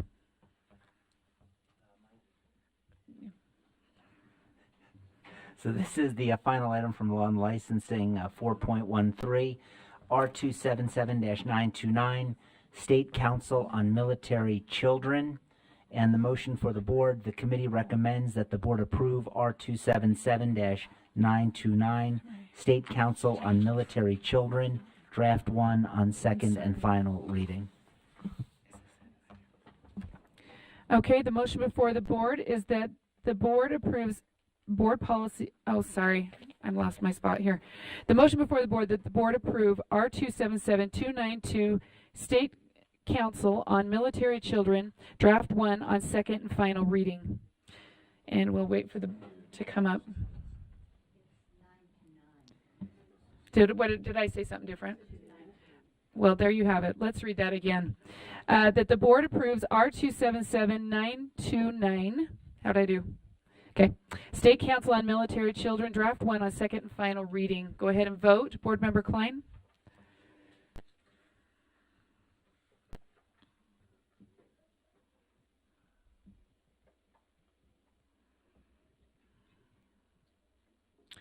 No. And I'm missing one. Okay, there we go. So that passes with 12 yeses and 1 no. Board Member Klein is the no. And that completes lawn licensing. We're doing great here. What? That's it? Okay. All right.